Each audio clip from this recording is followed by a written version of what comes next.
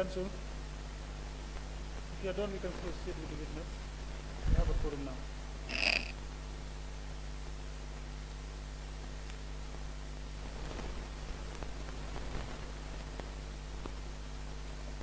Yes, Honorable Chair, thank you. Sorry about that. Welcome back, Mr. Tambadou. Thank you. I am gently reminding you that you're still on the oath. Now, to continue your testimony,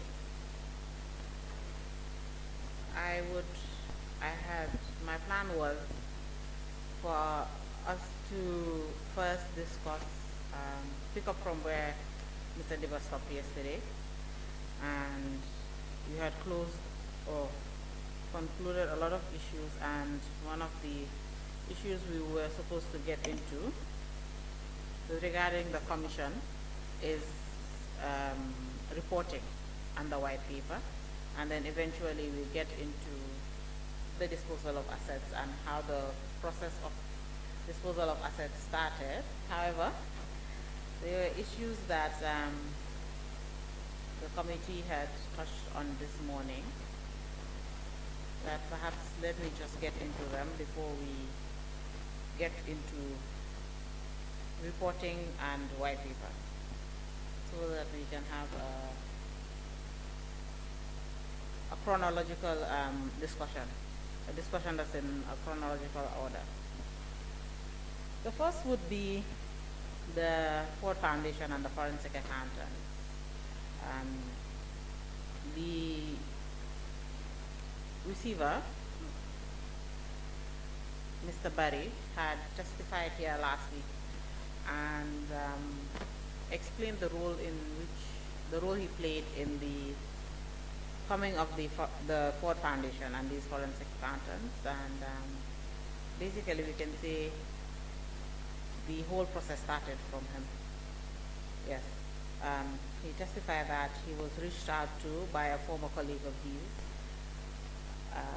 an experienced consultant, financial consultant, and who recommended or suggested to him that support can be given to the commission, and that support can be funded by the Ford Foundation, and that is how he linked the commission with this consultant and the Ford Foundation through the lead counsel.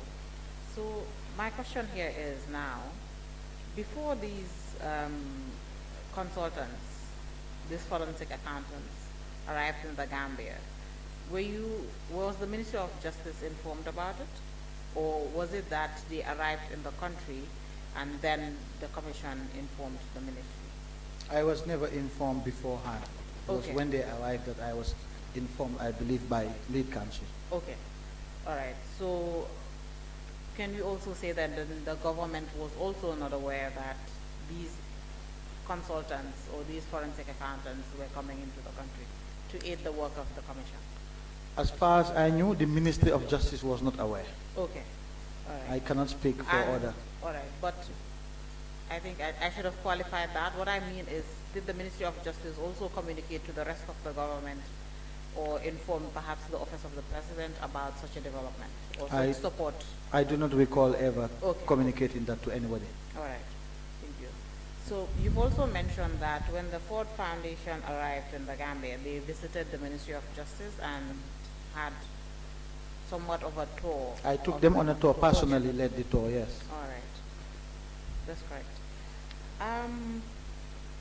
The chair of the Commission of Inquiry had testified here before, and he refers to, or I might be wrong here, please correct me if I am. He refers to the forensic accountants, I believe, and perhaps another group as the Americans. Indeed. Yeah. Are these when he says the Americans, are these the people he is referring to? There was the members of the Ford Foundation. Okay. But there was also another, the Ford Foundation is not a U.S. government agency. No. But there was... sorry, let me just clarify. In his testimony, when he referred to the Americans, he did not state whether specifically their officials. But if you have, please explain more. I just wanted to clarify so Yes. that. So, apart from the Ford Foundation members who visited the country, there was another team of American government officials who came to the country on the invitation of the Gambia government. So basically the Ministry of Justice, I reached out to the American government through the embassy here to look for support. And the support we were looking for is, among other things, how to get back the residents of the former president in the USA, the Potomac residents in Washington. So as part of that process of engaging with the American government to get back that property, they sent, the American government, through the US Embassy here, of course, sent us 2 or 3 people from the US government.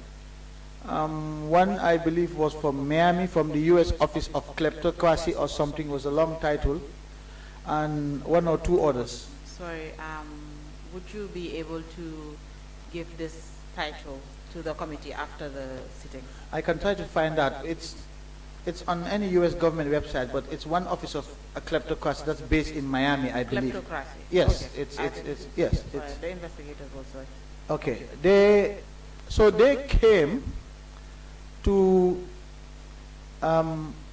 help us establish the financial links between the Potomac residents and the source of the finances that procured that residence, because they have to link the residents, or they have to demonstrate in US courts that the Potomac residence was procured from the proceeds of a crime. You can't just ask them to seize property without establishing evidence as to the source of funding of that of the property. So they came to do that, but I also think the Americans always have their own interests. So they also came to also perhaps establish or get evidence to bolster their case against one of the former president's close associates, Mr. Mohamed Bazi. So I think it was a combination of those 2 reasons that the US government brought in personnel, but clearly it was at the instance of the Ministry of Justice, i.e. myself, who reached out to them so that they can come and help us establish the kind of evidence they would need so that we can get the property that was in the US, which was owned by the former president. This is how the process to recover that property started. Okay, so these Americans, now we've established there are 2 groups. Okay. One was governmental, the other was the non-governmental. All right.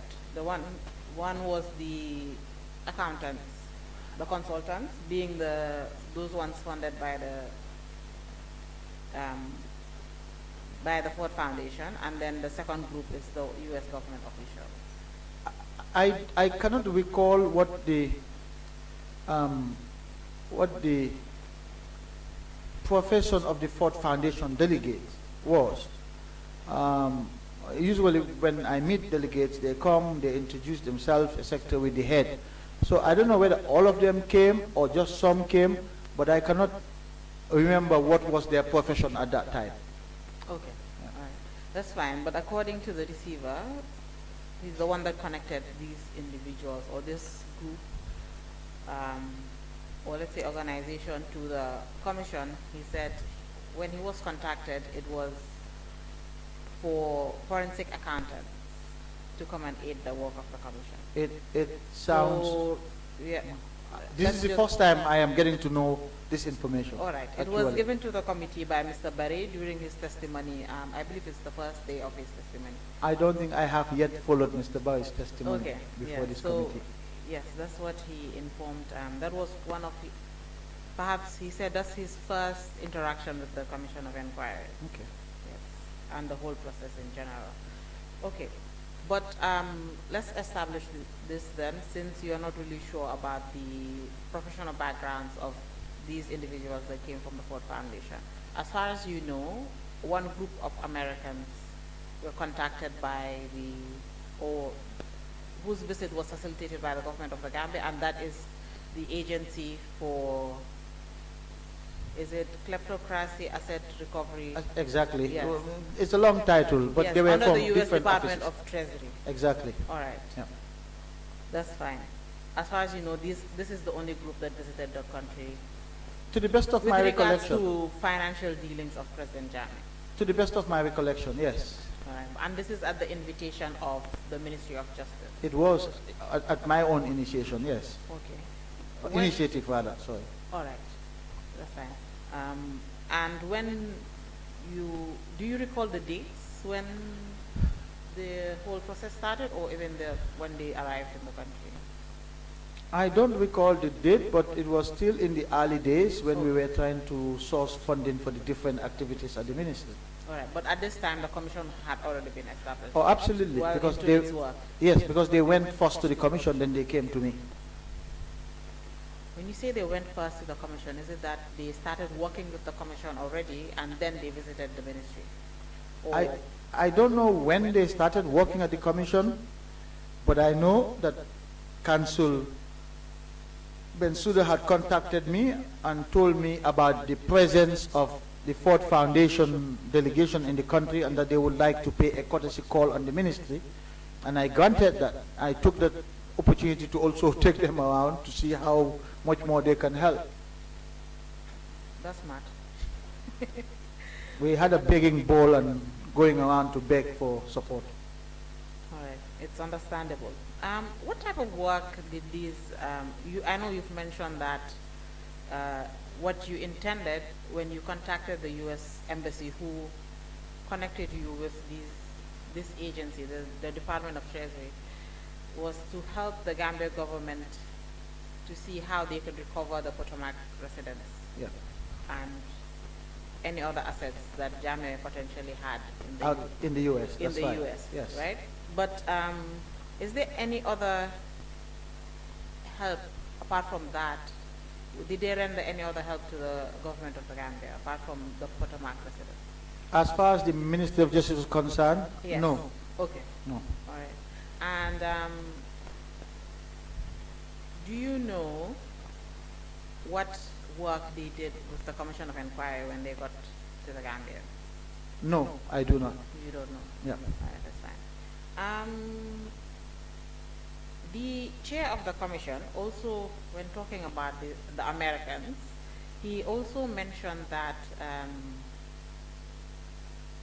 the Americans scanned documents, or there were documents scanned at the Commission of Inquiry. Yeah.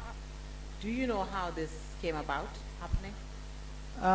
I know about the scanner because the Americans did inform me when they visited the government officials.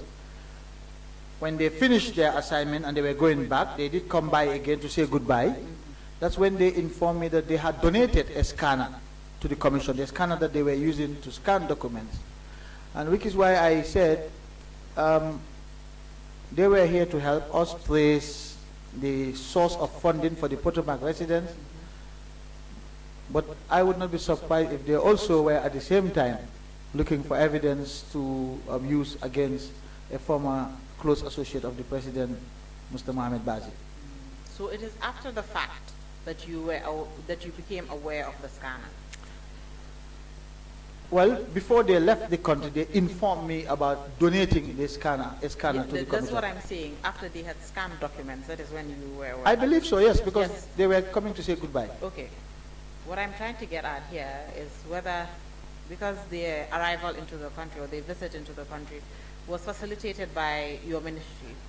So now, what I'm interested in knowing here right now is whether you were aware that when they get to when they arrive in the Gambia, they were going to scan documents, No, or they were going to come with a scanner.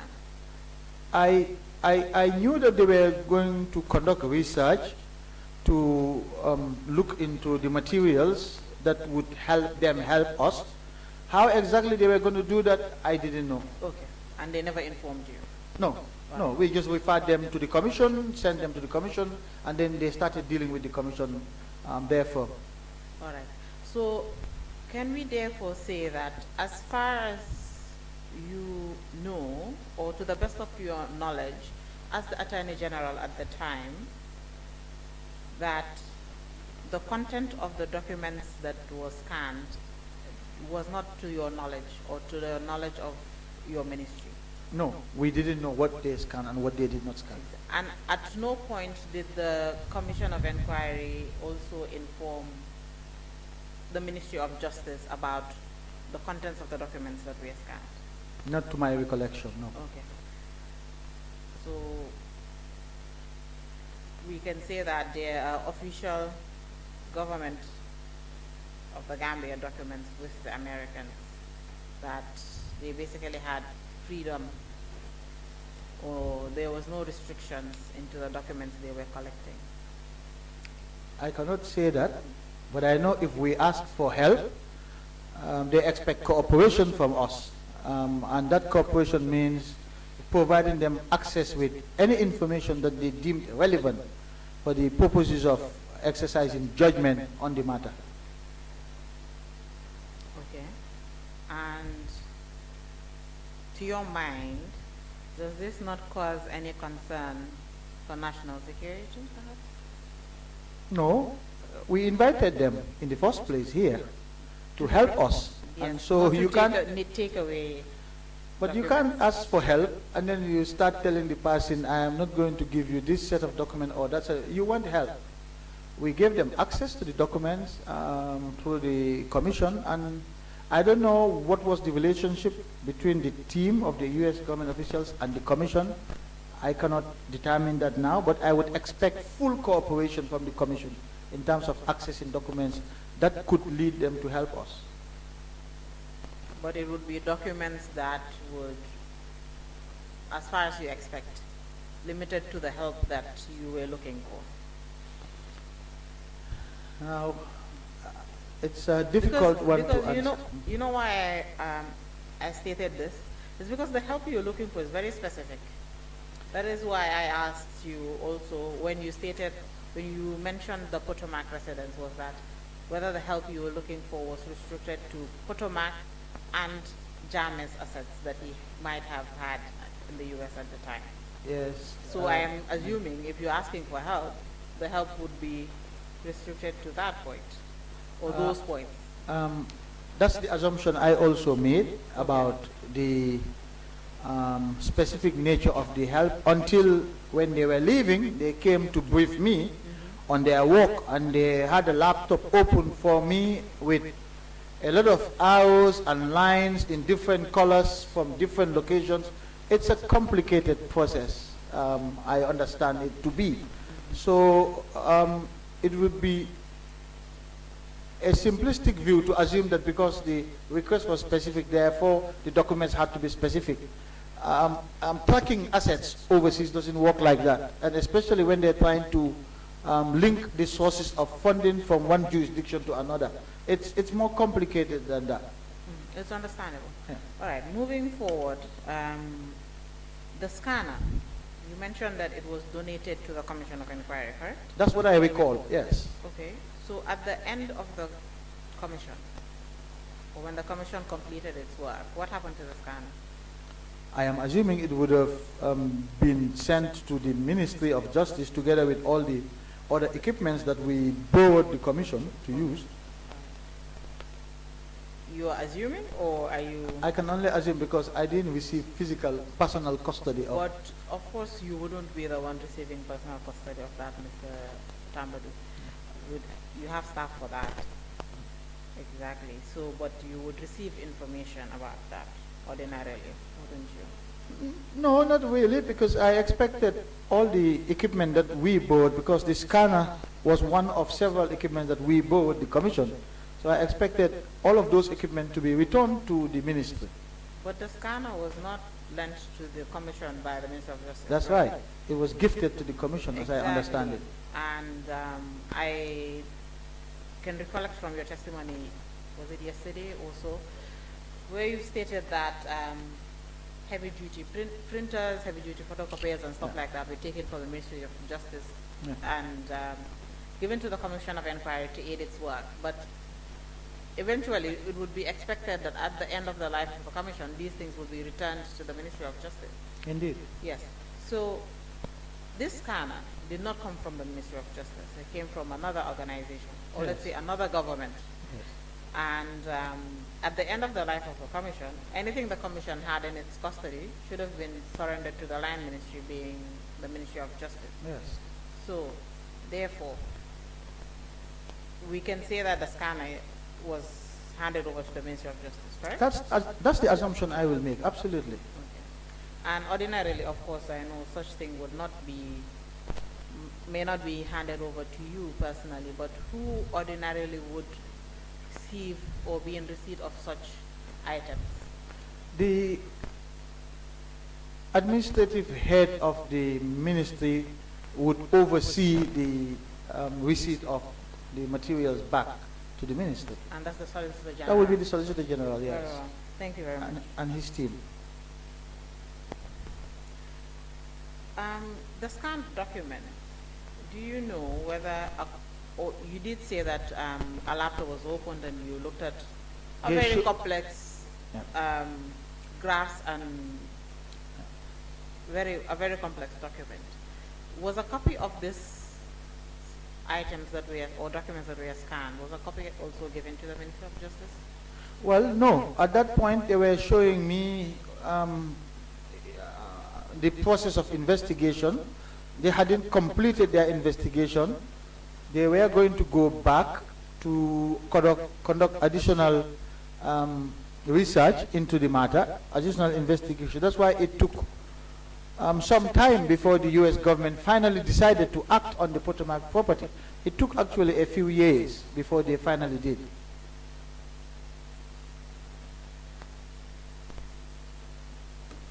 All right. That's okay. I think that's what I need. Those are the questions I had on that issue. Because Honorable Janneh had done a very good job with obtaining the information. He was asking questions and I was looking at my questions and I was thinking, wow, he's making my job easier for me. He has a curious mind. Yes. I think we should invite him into a fraternity. Another issue that I believe you did touch on briefly with either the council was FTI, I believe. We haven't touched on FTI yet, but I am happy to touch on FTI. Okay, all right.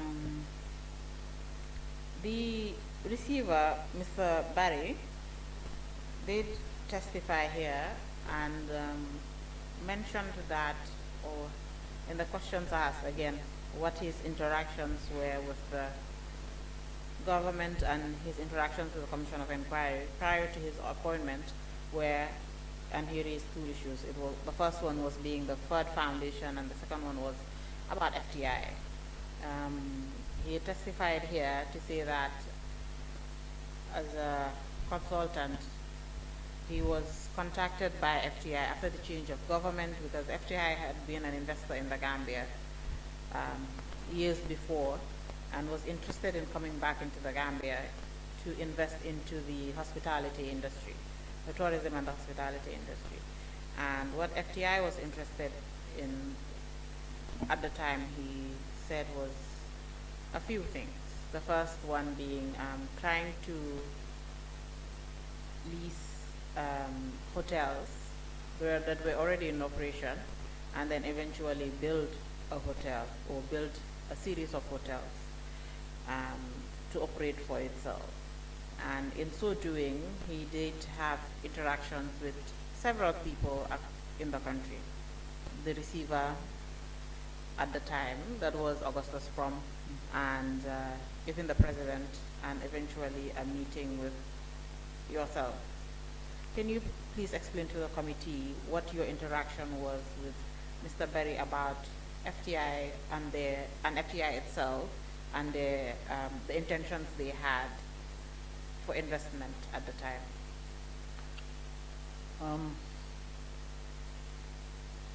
Back in 2017, after the change, now I am going to, it's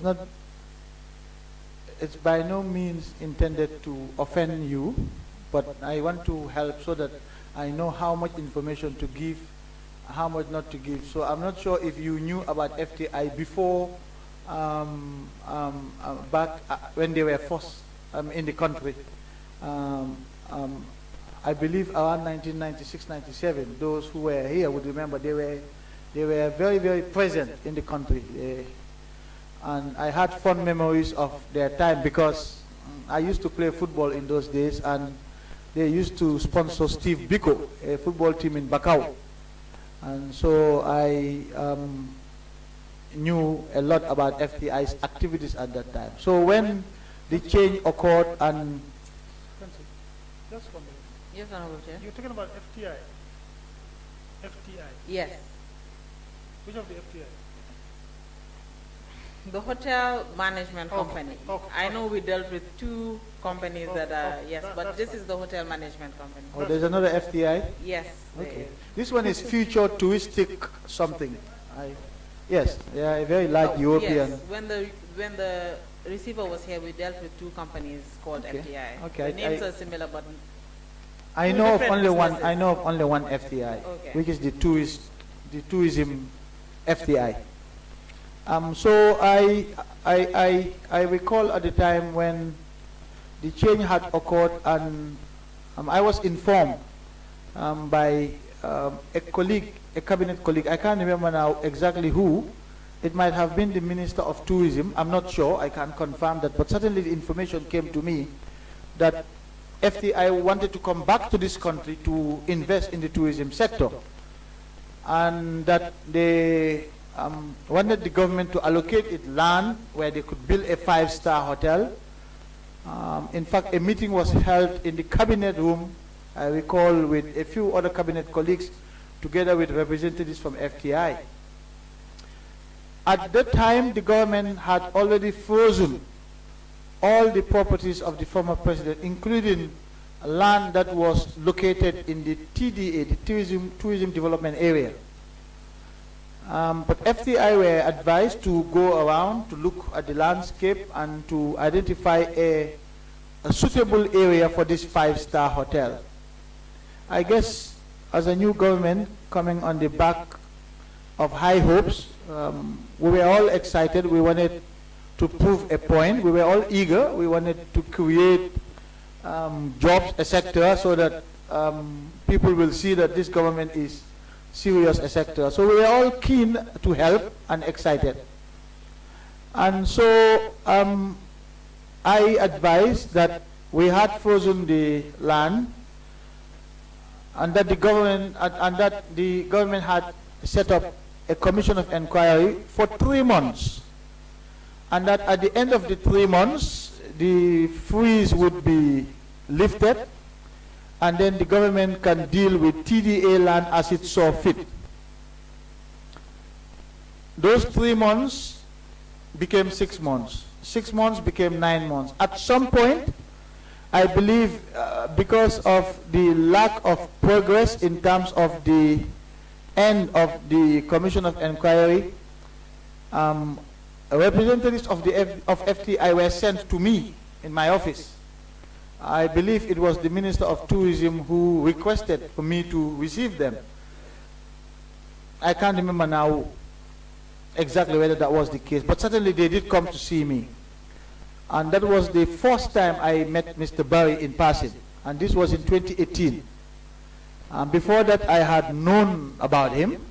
It's a small country. I knew some of his family members. And If I am not mistaken, or I might have met Mr. Njai before that, certainly. So he came with Mr. Njai, Mr. Mustafa Njai Taf, and maybe one or two other people who I can't remember now.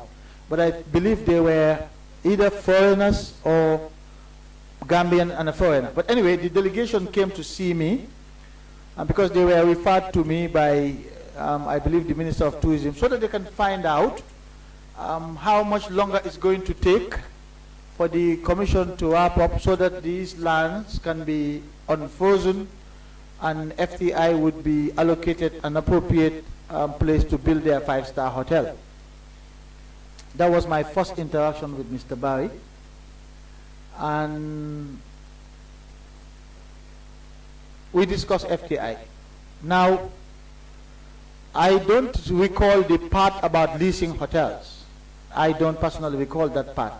But I certainly recall the part about when the commission would end, when the TDA lands would be unfrozen so that the government can allocate an appropriate piece for FTI to build their 5-star hotel. That one I certainly recall. Right. Just to provide clarity for you about when the chair asked FTI, the forensic accountants that came to the Gambia, funded by the Ford Foundation, are so-called FTI. FTI Consulting. I didn't even know the name or anything. So those are the two FTIs we discussed. All right. So that was the one meeting you had with FTI or its representatives about the leasing of land. There were two meetings. One was in my office with the delegation, and I believe the one before that was in the cabinet office together with other ministers, again with the FTI representatives, on a different date. Okay, so the cabinet meeting, they were also present with the cabinet ministers? It was not with all the cabinet ministers. Okay, some of them. It was just in the cabinet room with some of the ministers who were concerned. So it would have been tourism, lands, and justice, maybe another ministry, and then, of course, representatives from the office of the president. So maybe the Secretary General would have been there. Would have been there. Yes. All right.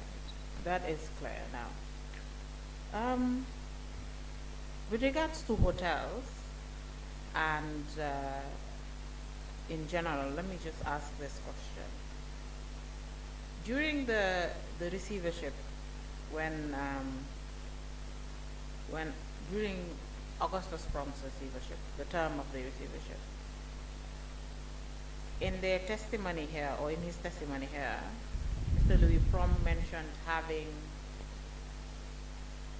meetings or having conversations with you specifically about the two hotels owned by Social Security, being Ocean Bay and Sunset, I believe, Hotel. Yes. In Dakar. That is correct. Yes. Why was this of interest to the Ministry of Justice or to you as the Attorney General at the time? Why did you think it was necessary to engage Mr. Prom or the firm itself about these hotels, considering they were already under receivership? I was requested by cabinet to do so. It was a cabinet decision? Absolutely. Okay, so it was not out of the blue? I wouldn't have any personal interest in those two hotels. Okay, so what was your instruction and what was the conversation you had with Augustus Prom at the time about these two hotels? I don't now recall the order in which they occurred, but I know that the managing director of Social Security at the time, Mr. Mohammed Majang, came to see me about those two hotels as well. Okay. I don't know whether that meeting took place before the cabinet discussion on the two hotels, so I can't really. But there were two meetings as far as I was concerned on the hotels. All right. Mohammed Majang came to see me. So perhaps tell us, considering you mentioned the cabinet meeting first. Okay. Tell us about the cabinet meeting first, and then you can tell us about Mr. Majang. The cabinet discussions came in the context of some other discussions, and I believe, I don't recall now who started the discussion, but the idea was that these two hotels, which belong to Social Security, should now be returned to Social Security, so the Social Security should, would do as they please. It's their hotel. And so cabinet requested me to reach out to Augustus Prom as receiver and to request for Augustus Prom to hand over those 2 hotels back to Social Security, which I agreed to do because I fully supported that. I said which I agreed to do because I also fully supported that. All right. So these hotels were placed under Augustus Prom's custody, I believe, by the 2nd order of the High Court, not the 1st order, because of Westwood. Is it Westwood International? Let me just get that. Just clarify that for me. Were these 2 hotels placed in the custody, in the receivership of Augustus Prom, or was it the commission that did so? Actually, you are right. It's the commission that did. I believe it was the commission that did so. So, when the commission placed the, actually, I need to verify this. Okay. Because, but tell us about Mr. Manjang's. Yes, Mr. Manjang also came to see me as managing director of Social Security at the time with the same request. They wanted Augustus Prom to give back the hotels to Social Security so that Social Security would decide on the future management of the hotel as they saw fit. It was their investment. Okay. And then, did you give assurances that these hotels were going to be returned, or did you say, what did you say? I never give assurances if I am making a request. Okay. Because a request presupposes that it could be denied. And that is exactly what happened in this case. Okay. And when Augustus Prom denied this request, what was your next course of action? First, I invited Augustus Prom to my office. That was the first time you had the conversation about the hotel? Yes. Okay. And like I said, I believe I met Augustus Prom twice throughout the receivership. The first was when I was offering him the receivership. The second was to discuss some issues, maybe 2 or 3 issues, but including the issue of the hotels. I met them 3 times, and towards the end, when we were informing them that we will no longer renew the mandate, so that was the 3rd time. So at least on 3 occasions we met.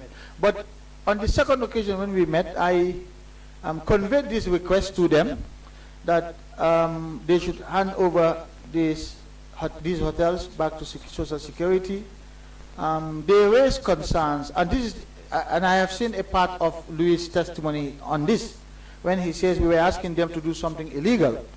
Unfortunately, council did not push back on that, but describing something like that as illegal was inappropriate. But maybe because Mr. Prom doesn't have a legal background, and people like to use these terms loosely, but we were not asking Mr. Prom to do anything illegal. Now, in Mr. Prom's view, there could have been, that action could have exposed them to court action, which we also understood and appreciated. But just because one may be exposed to court action doesn't mean one will not take that action. If your action is defendable and justifiable in court, why not? And we were going to defend and provide Mr. Prom with a defense in court, and that in any event, they were already in court. They were dragged to court by, I believe, BPI, or those who were managing the 2 hotels at the time. So it actually by several. They were dragged to court by several other parties, I think, including this. So I don't know what they were afraid of. In any event, they expressed their concern over it, and I tried to persuade them that there was nothing to fear, that the government was going to defend any action that was taken against them. They didn't feel comfortable. They didn't feel comfortable going along with it. I left it there. I didn't do anything else. You didn't put pressure on them? An attorney general of a country can be a very powerful person, and putting pressure will get results. I am not the kind who puts pressure on people. But you had more than one conversation about these hotels with Augustus Prom. If I recall, there were The only meeting I had with them to request for them to hand over these hotels was just one meeting. I said conversation. I could have had a conversation with them at the end when they were being told that their mandate would no longer be extended. But yes, those were the conversations that I might have had with them on these two hotels. And to be honest, to this day, I still don't understand why they took that decision at the time. Social Security is a state-owned enterprise. It's a public body. It's owned by taxpayers, pensioners. And if we have the hotel which was leased under dubious circumstances to some dubious actors, and the government wanted to take action to give those hotels back to its owners, why not? It was a public body. So I didn't understand the reluctance, but I didn't put pressure nevertheless. I allowed them to exercise their independent judgment. But Mr. Tambadou, you can appreciate their concerns and why they were being careful about this issue. The hotels itself and Social Security, the hotels and Social Security itself were also subject to the inquiry, the investigations of the Commission of Inquiry. So you can understand or at least appreciate why perhaps people with non-legal background would be concerned or careful when it came to issues that are placed under receivership or assets that are placed under receivership, but also subject to the inquiry of the Commission. Yes, and I don't think the Commission... Social Security in general was quite, yes, as you've seen here, but I don't think we've had is quite controversial at the time. Yes, but I don't think the Commission would have had any objection to that. The government certainly did not, and I can understand their concerns, but if those concerns are allayed by the government, when we told them that if an action is brought against them, in the same way that others were bringing other actions, it was not like this was the first time they were being dragged to court as receivers, the government would have certainly provided a defense for them, because it was in the national interest to take back those hotels from that group of people. But Mr. Tambadou, you can see, or I'm sure you do know, that when Augustus Prom was being dragged to court, these actions, they had to engage the services of a lawyer. Absolutely. Exactly. So when you say that the Attorney General's chambers would have provided support or a defense, what exactly are you talking about? Well, when they were being dragged to court, they hired the services of a lawyer that they were paying from the income generated from the receivership. So it wasn't coming from their own pocket. And two, the Attorney General was always dragged as a nominal party to those proceedings. So we would have been there with Augustus Prom all the way, step by step. Was this communicated to the firm? But of course, that's what I just said here. I did assure them that we would defend any actions that they were concerned about. They, of course, didn't budge, so I allowed them to exercise their judgment.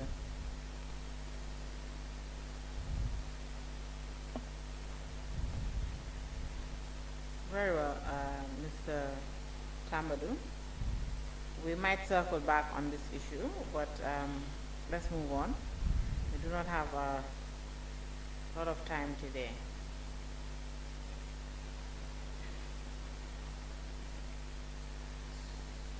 Another issue I want to just clear up, it's already been opened, or it has already been touched on, was the inventory or the work of the Registrar General after the High Court order was delivered.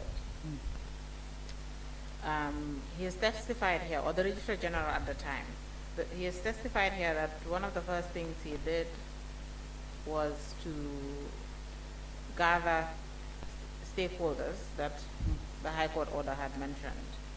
even though it was not all of them, but basically what his intentions were and the actions he eventually took was to visit these farms owned by, or said to be owned by the former president, visit the home in Kanilai, and visited the properties in Banjul and other areas, and took inventory in some of these locations, or where he found some items that he believed were also supposed to be protected at the time. In Kanilai, he found different items. In Sifo, sorry, not Sifo, he found nothing in Sifo, but in Parato and in Banjulinding, he found domestic animals, and of course in Kanilai he also found wild animals. But in his visits and in the inventory taking, he had informed this committee that any time he had completed a visit, he would update you specifically. Usually he said he would walk into your office. Do you recall these updates, receiving these updates? Eventually we did see that there were memos written in certain occasions, especially after the inventory in these three farms that I've mentioned. As a matter of practice, when I was AG, I literally had an open door policy. My office door was never closed. It was only closed when I was having meetings with outsiders. But otherwise, you walk into my secretary, you will see my door was always open. And so ministry staff would walk in and walk out as they saw fit in those days. And that was deliberate because I wanted them to have access to me to facilitate exchange of information. So yes, Mr. Jallo made the most of that access. He would come occasionally to brief me. When the briefing was too much, I would send him to the Solicitor General to brief the Solicitor General. Too much briefing? It happens sometimes. Okay. Very well. Mr. Jallo is a very excitable person. I wouldn't comment on that. But it's not a bad thing to be excitable. Definitely not. But eventually, you received memos and information about all of his activities, as he was supposed to as well. Yes, he used to give me briefings and Very send well. memos. Mr. Jallo also engaged in an eviction exercise, which I will say was not very fruitful, even though at some point I think he did get the results he wanted, but then later on he would also either want to taint the results he wanted. Were you? I will explain. Sure. Be specific. Sure. It's okay. No. So what I first want you to give an answer to is, were you aware of the eviction exercise that he engaged in? Yes, I was aware that he was serving eviction notices to properties that had occupants. Okay. Apart from serving notices, did you also know that or did he inform you that he did actually evict some of the occupants of these properties? I wouldn't be surprised if he did, because the notices should be followed by implementation. I don't recall specific reports to me that they are evicting people, but I expected that to occur as a matter of course. In his exercise, Mr. Jallo evicted the family or family members of the former president from his mother's home in Porto.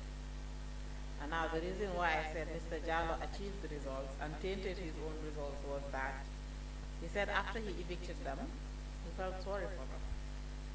And against the instructions he had received from the Ministry of Justice, when he evicted them from the president's mother's home, he went and lodged them in another home around the neighborhood that was also owned by the former president, which as well was empty at the time, but also was just part of the properties that was going to be a subject of the commission's inquiry, but also part of the properties that were placed in his custody. Were you aware of this? No, I was not aware of this particular situation, but Mr. Jallow would have been a victim of Gambianness, which happens to all of us. No, I guess he was swayed by humanitarian reasons, and I say this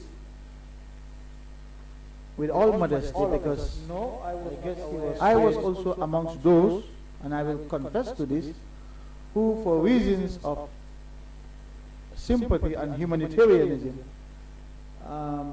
didn't take action that I ought to have taken in respect of one of those properties.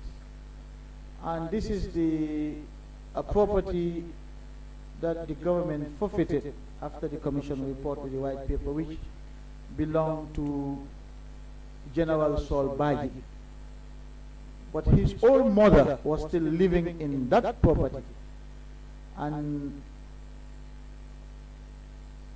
I felt compelled to leave the mother there in that home and not to evict her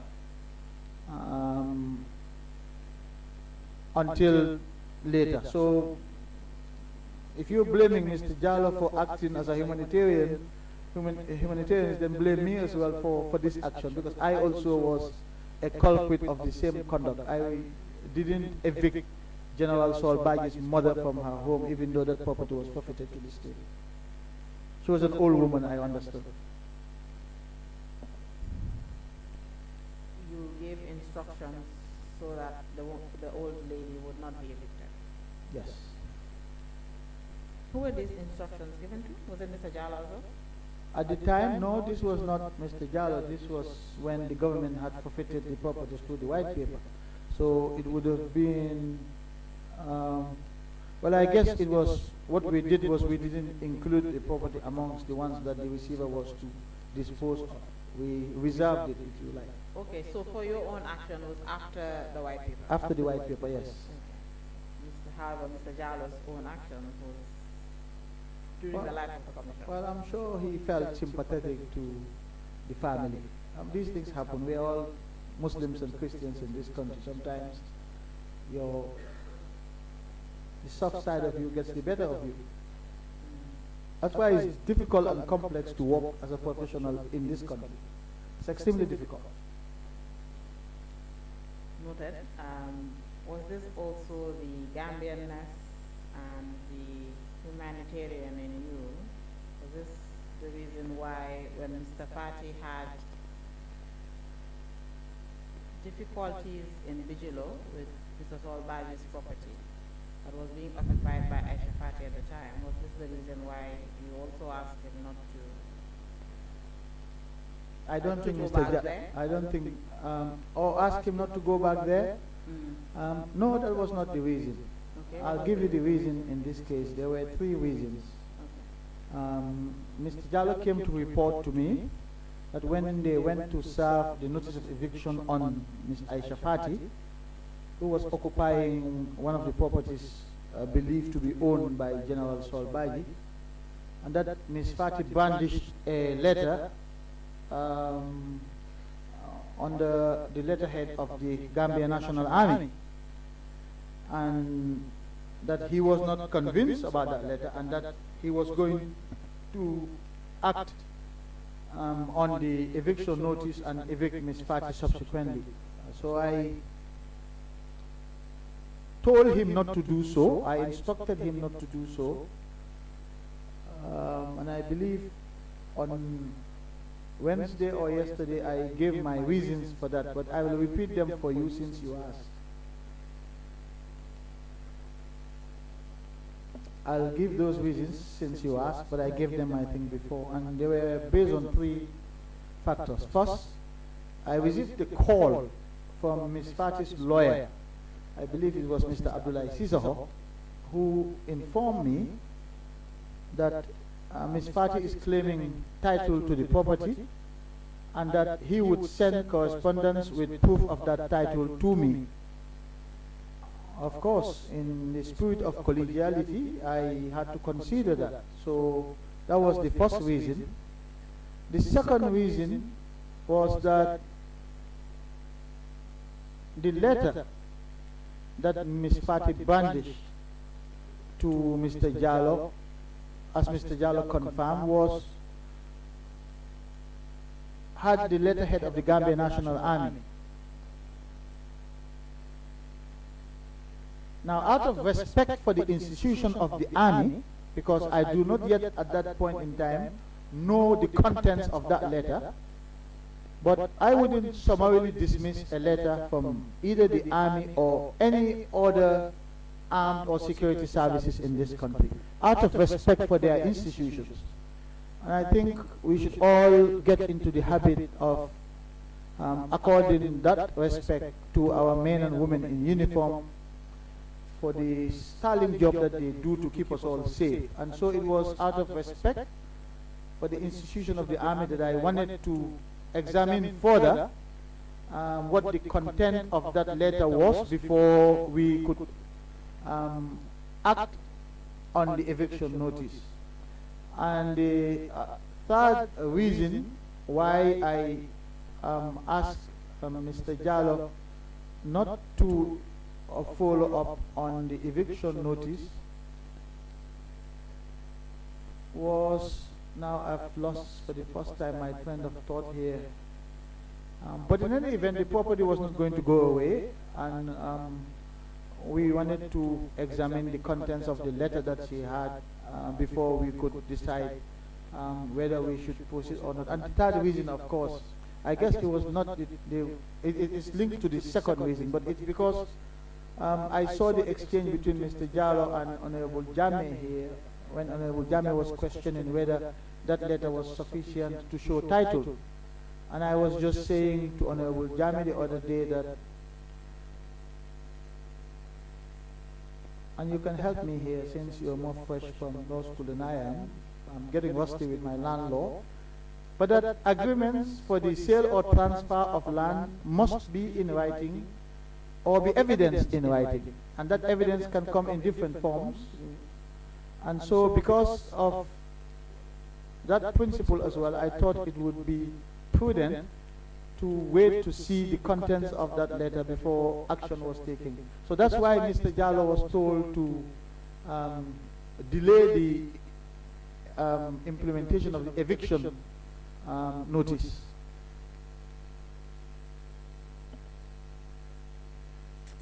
Very good reasoning, but you know what I'm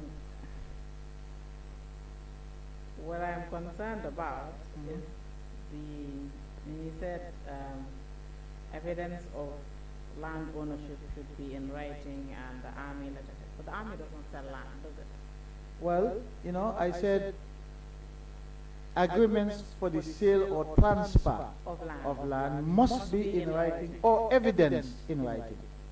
So it's the second limb, the evidence in writing that I'm referring to, because that evidence can come in different ways. It doesn't have to be one evidence, it can be a number of evidence put together to demonstrate title. You will be surprised, Council, as well, that if I take the example of Social Security, when they sell land, first they issue you with an allocation letter before they process your lease. So that allocation letter, again, is evidence, right, pointing towards ultimate title. But I wanted to see what the contents of that letter was first and foremost before we could take action. I didn't want to dismiss a letter from the Army without considering it. Did you eventually see the letter? By the time we get to the point where the eviction notice will be implemented, the Janneh Commission had taken over. That's right, because Mr.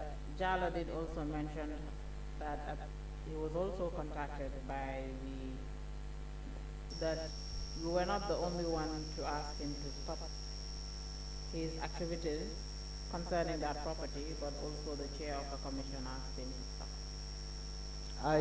I guess I asked him to not to implement the eviction order while we consider the contents of the letter and the claim by the council to Ms. Fati, Mr. Abubacarr, as to title. Did the council ever forward these documents here? The council wrote. The council wrote to me. I recall Council Sisaho writing to me. But it was just a letter. It was not accompanied by any evidence of title, if you like. Okay. And then what did you do? Did you respond to that letter? I don't recall now, but I think the letter didn't stop us from acting. But like I said, the commission took over at some point before we, maybe before the expiry of the eviction notice as well. I don't know. I can't remember how long the eviction notice was for, but I made sure that they were giving long notices. All right, but this property was subject to the investigation and inquiry of the commission. Am I correct? It should have been, it would have been, and I think it was forfeited to the state subsequently, wasn't it? Yes. Yes. The recommendations made by the commission regarding that property. Yeah. Very well. But you know the concern, and I believe both Honorable Janneh's concerns and the committee's concerns were that these properties were subject to inquiry. There was a court order already vesting their custody and control to the Registrar General. Indeed. And at the time, the Registrar General was Mr. Abubacarr. That's right. And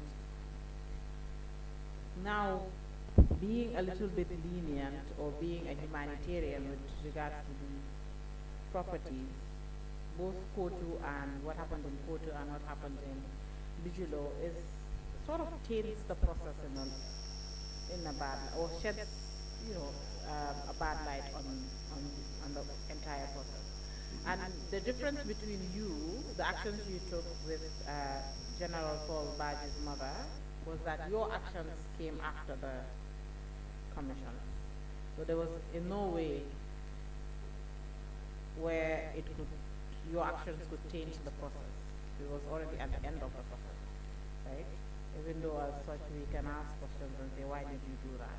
But it was at least at the time the end of the process. And then when we see, because to my mind, and I'm sure you would agree with me that in as much as these investigations were being carried out and the Ministry of Justice and the Commission of Inquiry were sure that they would have adverse findings against Janneh, President Janneh and his associates, you still wanted to implement a smooth and a transparent inquiry, and as well as the orders of the High Court would be executed also in a smooth and transparent way. Therefore, if even though Mr. Jallow was kind enough to find another lodging for President Janneh's family, but he still did evict them, and he said he did have very heated conversations with them the numerous times that he visited. But like I said, the actions taken here does shed a little of a bad light on the process. I don't think so, Council. I mean, I won't comment on Mr. Jallow's actions vis-a-vis the Kotu property, but certainly with respect to Aisha Fati, first, this was at this notice stage. So there is a period between the serving of the notice and the implementation of the notice. And so maybe we were having this exchange prematurely before the time for the notice to be implemented. But in any event, these were exchanges that relate to the future implementation of the eviction order. Sorry to interrupt you. Maybe I left this part of my submission out, but it was, according to Mr. Jallow, this was not just a notice period. He had already started the eviction process, and had already evicted the occupants in Kotu. Yes, eventually, of course, he did also go to another property he was asked to secure and then gave them access to stay, but this was during eviction. If I remember the chronology of events correctly, to start with, I only had one discussion with Mr. Jallo on this issue, in the presence of the Solicitor General, actually, as well. And if I recall correctly the chronology of events, this would have been at the stage when Mr. Jallo was serving notice.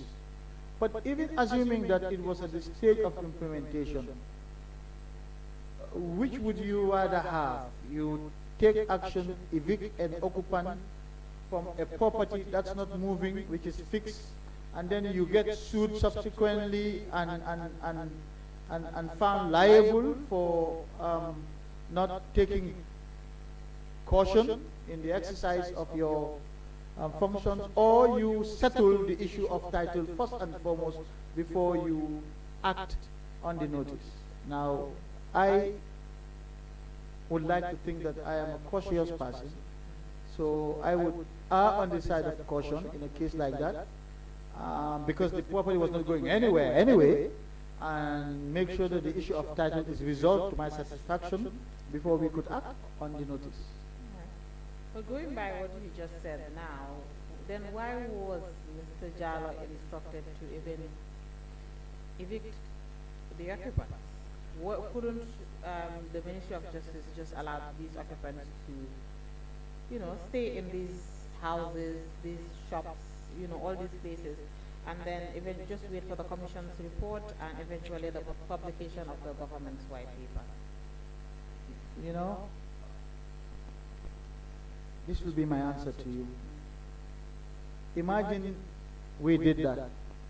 Imagine the property was in a state of, it was in a very good state, and the freezing order was issued, and we didn't implement the freezing order in terms of preserving the assets, and we allowed the occupants to stay in, and in that period, dilapidate the entire property and reduce its value. You, as you are doing now, will be sitting there telling me that our inaction has caused the state losses because it has devalued the property at that point in time. That's what you would have been saying by now. Definitely. So now you're asking me to do exactly. So why, okay, so is it that you thought perhaps the president's relatives would dilapidate the properties in Porto, but then Ms. Fati would not dilapidate the property in Bujodo? No, Ms. Fati claimed title. It's different. There was, in one case, we have someone who's claiming title. In another case, there was no one claiming title. And in any event, even if there were other properties where people were claiming title in the same way as Ms. Fati, believe me, we would have erred on the side of caution. So let's say,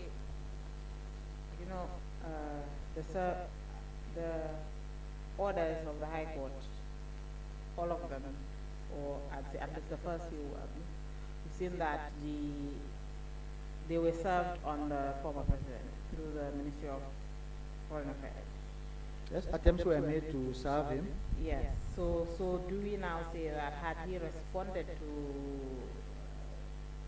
the service and actually maybe filed a counterclaim or responded to a response to the motions filed, and perhaps if he at that point had challenged the title again, would his family be allowed to stay? But the former president was the subject of the application. His party was a private citizen.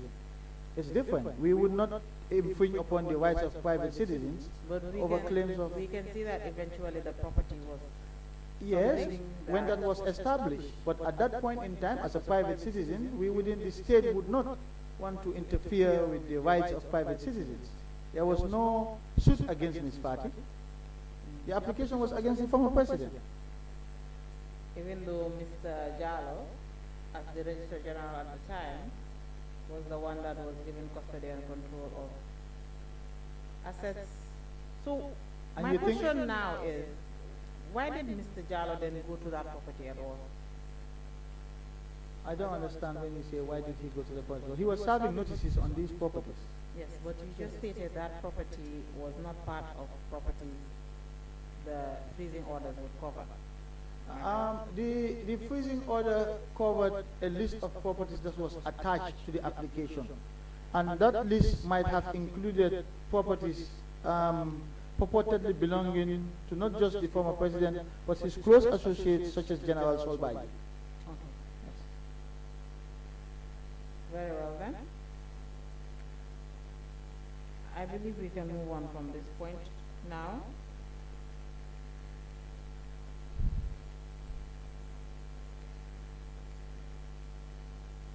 The inventories,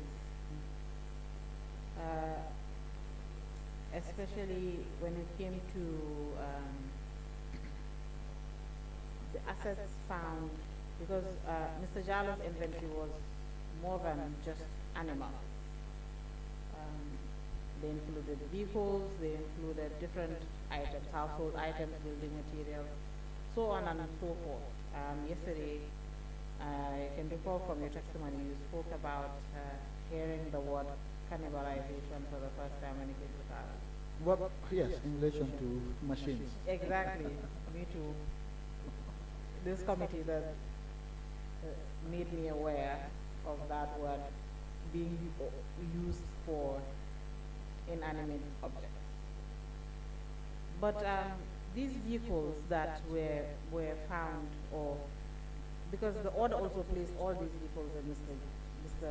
Jallo's custody, or the Registrar General's custody, because it said movable and immovable assets. It's very wide. But I had distinguished the different assets Yes. and why that was an umbrella provision in the event any of the other specific assets were not captured. I know in relation to Parks and Wildlife and in relation to Gilma, that's the Gambia Livestock Marketing Agency, you did tell this committee that you did not expect that you had to follow up with them, or But did you expect that I had to, as the Ministry of Justice, under what authority? Definitely, it was not about an authority or not, but if you But the seek an ministry is a order, legal office, let Council. me complete what I'm saying. No, If but- you if you apply for an order from the High Court, Yes, the High Court it grants the order. yes. You were to ensure that the order is executed, isn't it? You are the one asking for the order. I'm asking for the order on behalf of the government. So the government was to ensure that the order was complied with, including all the departments of the government that were affected by the order. The Ministry of Justice did not have an overarching responsibility over the government. Of course, but we are the government's representative in this matter. Yes, so we Exactly. so we filed I'm not going to circle back on this point. but we just filed a decided case on behalf of the government I so know. that the government can implement I the order. I believe the committee and Mr. Diba have dealt with this issue thoroughly. So Because, Council, it's I'm- important. Let me finish what I'm Okay, saying. sorry. So I'm not going to go back and forth. The reason why I just pointed this out is because it's in relation to the Registrar General and the vehicle. Yeah. But it's Especially the important to legal- also establish the legal responsibility, because this is about law. It's not about what we think, about what was moral, etc. This is about the law. Exactly Legally- why we believe that perhaps not to these departments in general, but ministry to ministry can communicate. I mean, you're meeting at cabinet and all of these Yes, things. communicate, absolutely. But That we so also did. my question here now is,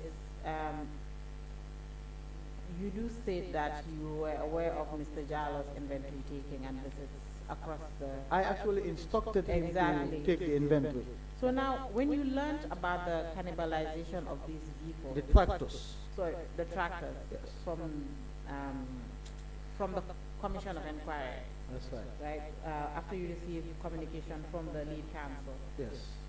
Did it not occur to you or cause concern that these tractors that were being cannibalized had also been the subject of Mr. Jallo's inventory taking? Was I not concerned? Yes, at that point. You know, when you just learn about what is happening to these tractors, and then Mr. Jallo had been, now had taken inventory, visited these places, Yes. and all of that, Yes. and had a report or an inventory stock taking report ready. Yes. Did it not cause any concern? Did you ever call in Mr. Jallo to discuss this issue with him? to discuss what issue when the commission informed me that the tractors Yes, were what was cannibalized? happening, yes, what was happening to those tractors? What would have been the point of having that discussion with Mr. Jah for him to do what? To perhaps inform you about the state of the tractors at the time he went to take an inventory. But the commission has already informed me about the state of the tractors before and after and why they were concerned about leaving the tractors as they were. I think you're missing my point. My Maybe point I am. here is that Mr. Jallo, Yes. before the commission did its own findings Yes. with regards to these tractors, Mr. Jallo had also done his own findings. I'm not sure Mr. Jaro Inventory took an inventory of the tractors. It was when he can't set out confirm. to do, in his testimony, when he set out to do his work, Yes. it was not specifically for the tractors, Uh-huh. but because he visited numerous places, Yes. he saw these tractors. Yes. He also included them in his inventory taking. Yes. I don't know whether you recall, Mr. Jala has submitted memos to you and the Solicitor General, and I don't know whether you do recall the contents of these inventory taking, but the tractors were part of it. Especially the tractors that were eventually sold by the commission in Kanilai and in the other parts. You know, Council, this approach would suggest that we had nothing else to do except Janneh's assets and the tractors and the livestock. Mr. Tambadou, with all due respect, of course I will not expect that the only thing the ministry had to do at the time was focus on Janneh. So we have to contextualize these things. So if you tell me whether I had time, whether I had discussed tractors, I had discussed livestock with Mr. Jallo, you know, it detaches from the reality at the time. I have said, and I will say again, for as long as I am here, that the assets, the livestock and the were not at the top of my priority list at that time. But in any event, I instructed Mr. Jallo to make an inventory of the assets that were found in Kanilai especially. Now, I received communication from the commission that the tractors that were assembled in different locations throughout the country, you'll be surprised to learn that some of them were assembled at police stations. I'm not surprised. At police stations, and yet still they were being cannibalized. So, when the information came to me, and that information came to me in response to the government's request for the commission to defer the sale, that's when they said to me that, look, the longer we wait, the less value these tractors are going to have because the parts were being stolen and they would be worthless soon if nothing was done. But I cannot even remember if Mr. Jallo included tractors in his inventory. Now I'm jogging your memory to say that he did. No, I don't remember. He might have. I'm not ruling it out, but I don't remember. Not that he might have. We've seen these inventories, and they are part of it. And by the way, for you to know, the first time I actually took a cursory look at that inventory was when it was requested by the National Assembly, and I shared it with them at the time. And I didn't even look at all of it because it was quite bulky. But I had never had the time or the interest to go through that inventory because there were others who were doing that.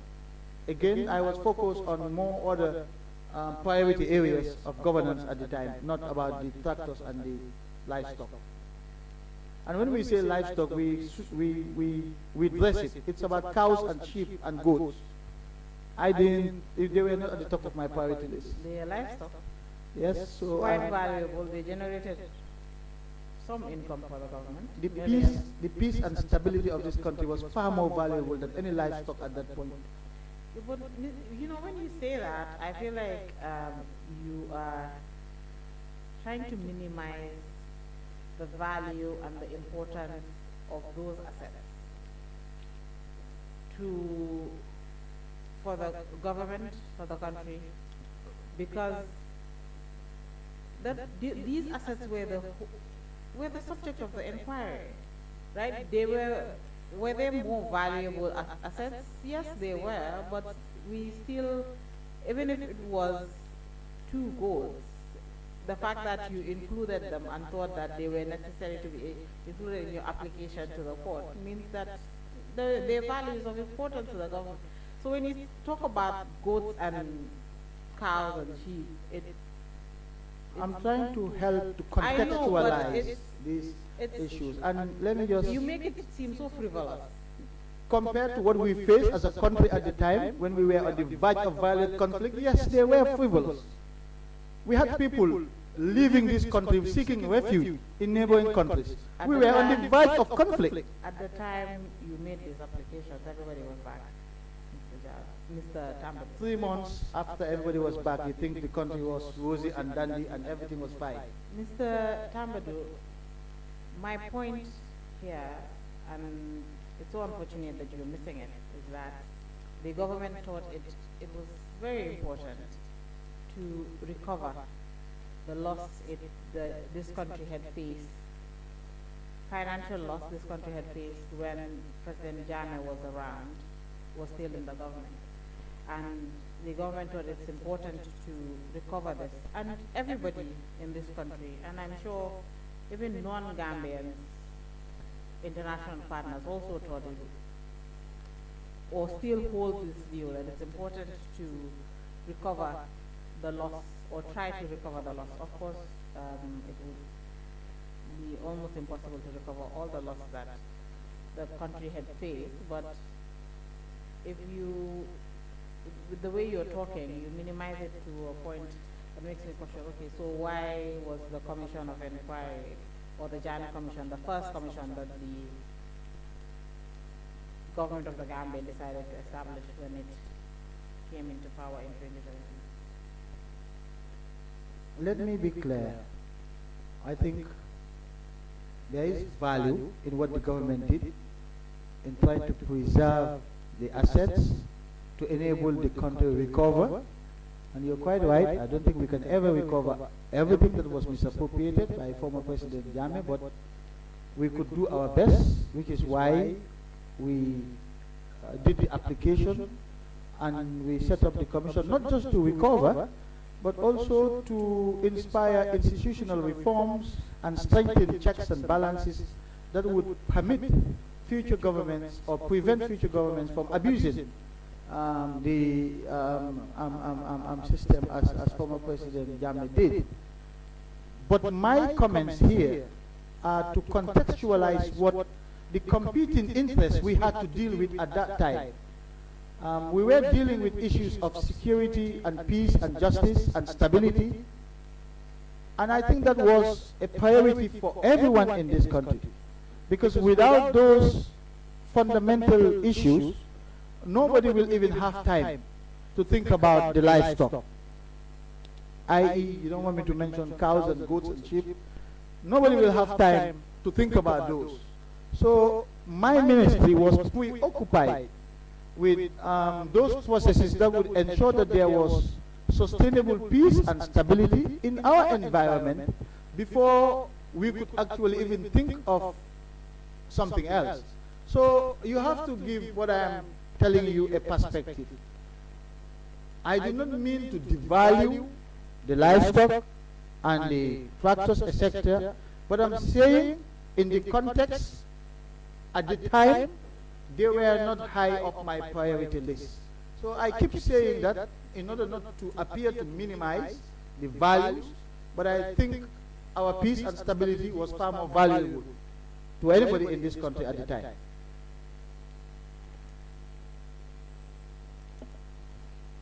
Very well. And having said that, if you don't mind, if I just add, and we're also looking at it from a resources perspective. If I had little resources at the time and I had to give priority to these activities, I clearly prioritize issues of governance and reforms, etc.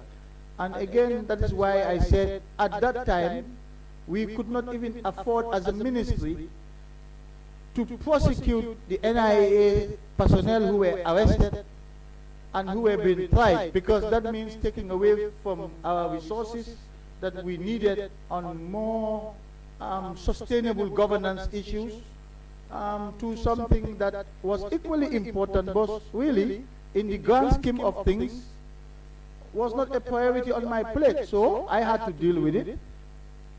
And with the resources I had, I couldn't.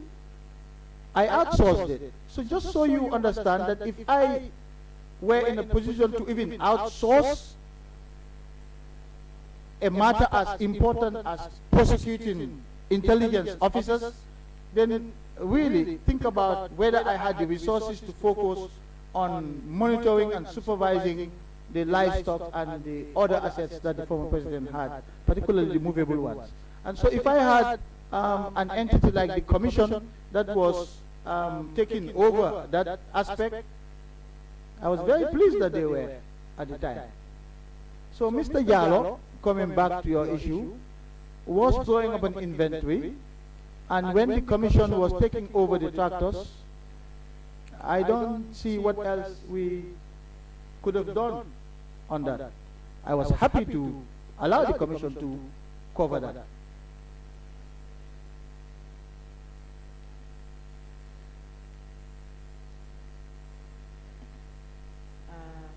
Mr. Tambadou, these were the issues that I just wanted to circle back on from the questions asked or put to you by the committee members earlier today and the previous day. Now we will get into your testimony proper. Okay. So, like I said before we started, that one of the main issues I wanted to start with today was the reporting of the Commission of Inquiry. The Commission of Inquiry, after numerous extensions, numerous convincing of the National Assembly. It was tough at times, I have to say. I can tell because I've read in the Hansard? various, not the Hansard per se, but in the various evidence or witnesses we've had, and each submitting documentation to the committee, I've seen a letter, or I've read a letter from you to the Commission of Inquiry, which I believe was written in frustration. Perhaps maybe the National Assembly had given you a tough time when you came for extension, so you decided to go and, let me write this letter and Everyone was tell the giving Commission what I'm facing as well. everyone was giving me a tough time. They were pulling me but different directions. Yes, so Everyone. I read this letter and I was like, this man must have been frustrated at this time. Why do you think I left? But I'm not going to get into that letter. But I'm sure when the commission eventually contacted you to tell you we are done, reports are done, you must have sighed in relief that the whole entire process was done and you don't have to come and face that. You don't have to come and face the National Assembly again for extension. But yes, my question now, when we get to now that we are at reporting, is what was the first course of action for the Ministry of Justice after it received the report? After the report was submitted to His Excellency the President, Yes. we set out to review the report and, of course, to draft the government white paper so that it could be reviewed by the President and Cabinet and then published if the President so desired. Did you say for the white paper to be published if the President desired? Yes. So when we started reviewing the report, like I said, and to prepare to draft the white paper for Cabinet's consideration and ultimate publication should the President desire. I think when you see this, I perhaps qualify it because the public is listening. Okay. That if the president, where the president does not publish a white paper, it's because It they gives, are there's a qualifier that's in the right, it is constitution. qualified. So the president does not automatically have to publish a white paper. If the president deems it necessary not to publish a white paper for national security reasons, then the president will not, but he will provide those reasons. Exactly. So Yes. let's, let's just put that qualifier for the public. It's important, And for the absolutely. record. Yes.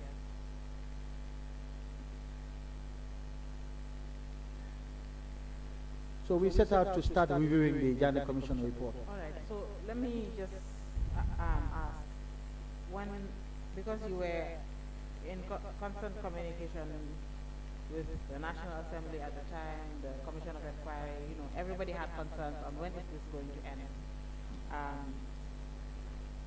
Did the Commission perhaps notify the Ministry of Justice before, when it started its report writing process, or at least when it was done with its report, to say that we are about to submit our report to the President?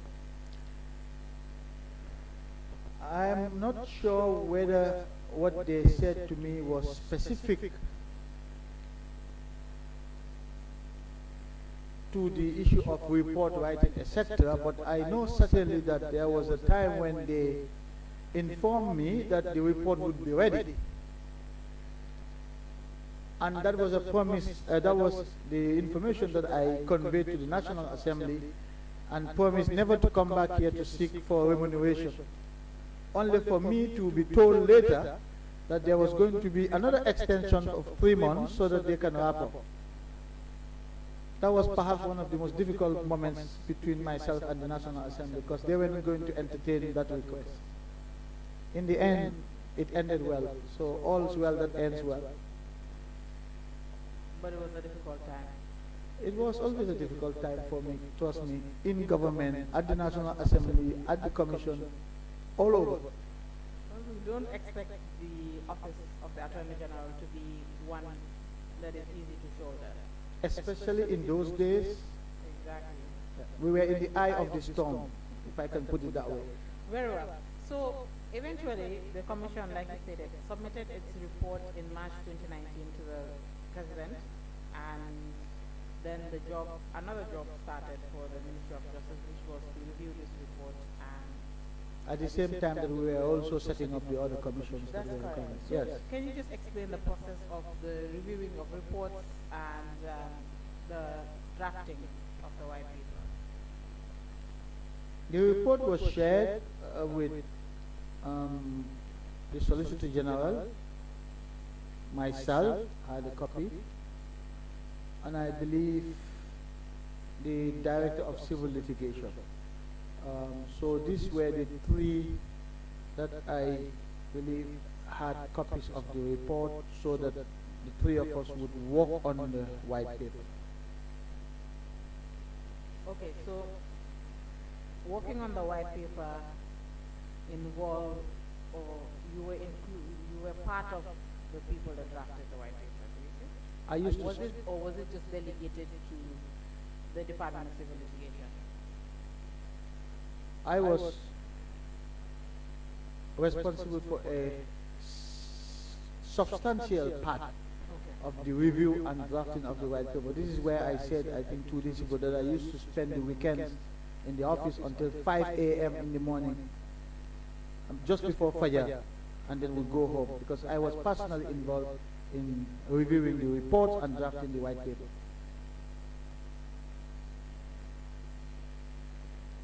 How long did the process take? The Constitution gives the government 6 months. And you made use of the whole 6 months? Oh yes, there were 9 volumes. How long did it take you to go through the Janneh Commission report? Definitely not 6 months. You're a lucky generation, I keep saying. 6 months, that's a lot of time to read 9 volumes. Yes, we had many other things to do as well. That's true. All right. So eventually, the white paper was drafted, completed, and also forwarded again to the Office of the President. It was reviewed in cabinet. Okay. Yes, it was. And that also took a lot of time. No, not really. When the white paper was ready, it was submitted to cabinet for review. The review took some time because we were reviewing every page of that white paper to get consensus. And where we disagreed, we discussed, and if there was no consensus, we found a middle ground. We wanted everybody to be on the same page insofar as the white paper was concerned. Okay, so if now we can say that since the commission completed its work in March, the government made use of the whole 6 months that the Constitution gave it to publish the white paper. So therefore, the white paper was published in September. I can't, yes, but yeah, it will be 6 months after the submission of the report. And 6 months after Yes. March would be September. September 2019. Interesting. September 2019. Okay, yes. Yes. So,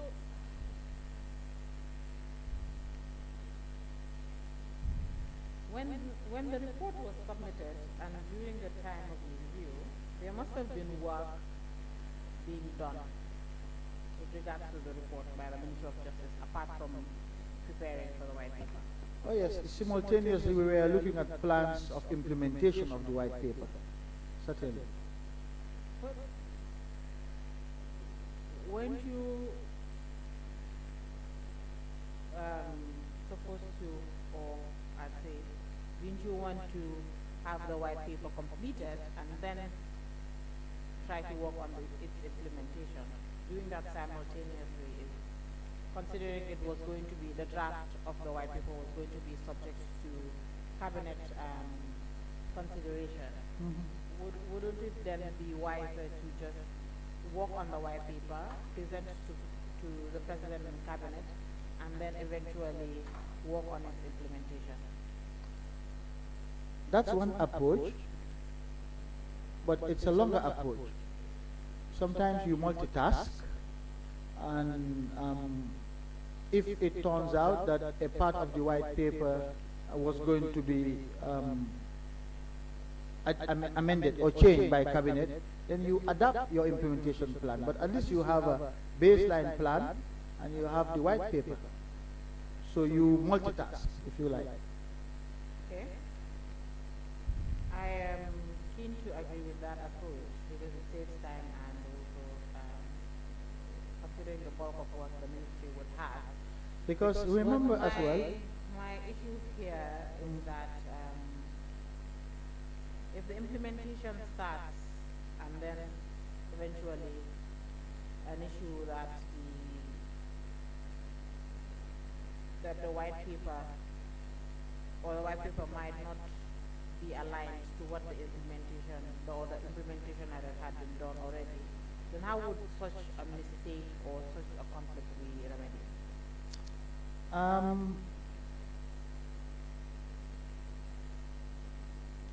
you were saying, so your assumption is that working on implementation would be preempting the final outcome of the white paper. Exactly.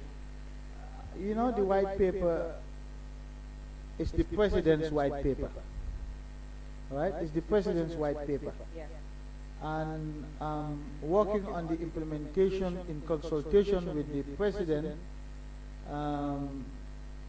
was, I believe,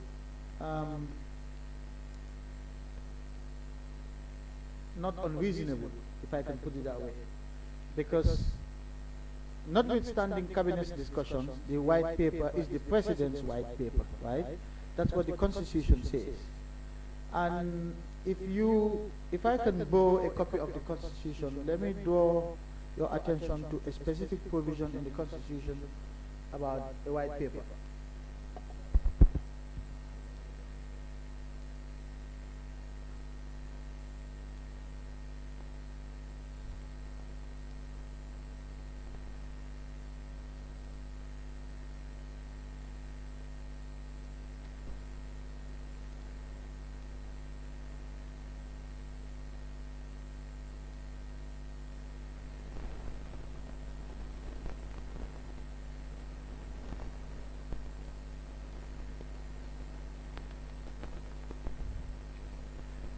If I can refer the committee briefly to section 203 of the Constitution on the publication of a report.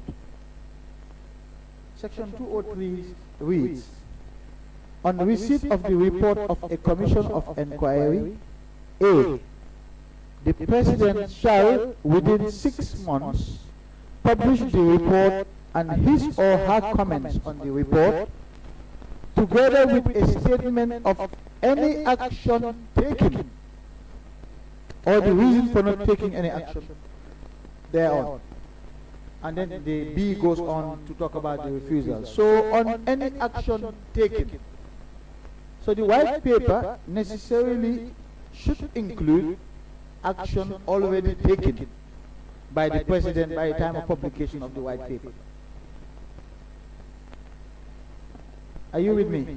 I am. So now, not all of the actions could be taken, especially because the recommendations, some of them are long-term, some of them are medium-term, some of them are short-term.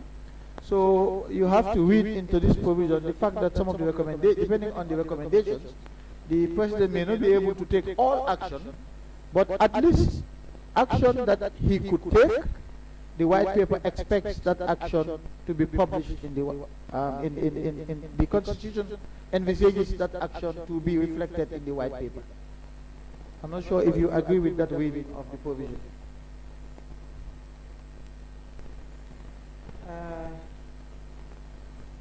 Let me say my own views are slightly different from yours, but that's fine. So now, the actions taken would be... Ordinarily, they should include. Yes, and in this instance, what were the actions taken? I don't have the white paper at the top of my head right now, Council, but I believe the white paper should include some of the actions taken at the time. All right, so the reason why I'm asking, we had to have the white paper at the top of your head, but the reason why I'm asking now is that you did propose some steps to be taken by the President, am I correct? Absolutely. Exactly, and you wrote to the President and to communicate these steps you believe that were necessary to be taken, isn't it? Yes, that is correct. So, these steps, what was the President's response in these? Did he accept these steps that you had proposed? And, Honorable Chair, I am referring the committee to folio 79 of the submission made by the Secretary to Cabinet. Yes, folio 79. These were the proposals that the Attorney General communicated to the President. Yes, we are there. Yes, so, Mr. Tambadou, these were about a handful of proposals. Were these the actions taken at the time? If Secretariat can also give Mr. Tambadou a copy of this so that he can refresh his memory.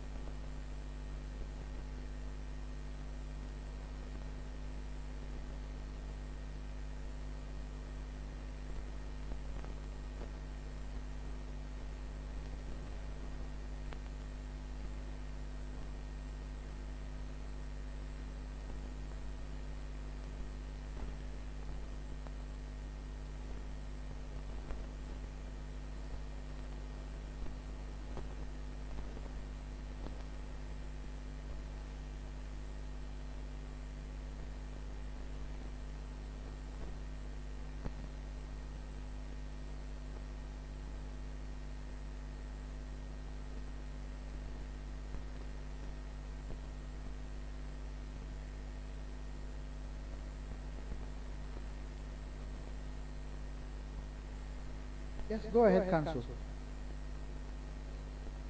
You've reviewed it? Yes. Honorable Chair, is the committee at the, okay, all right. So,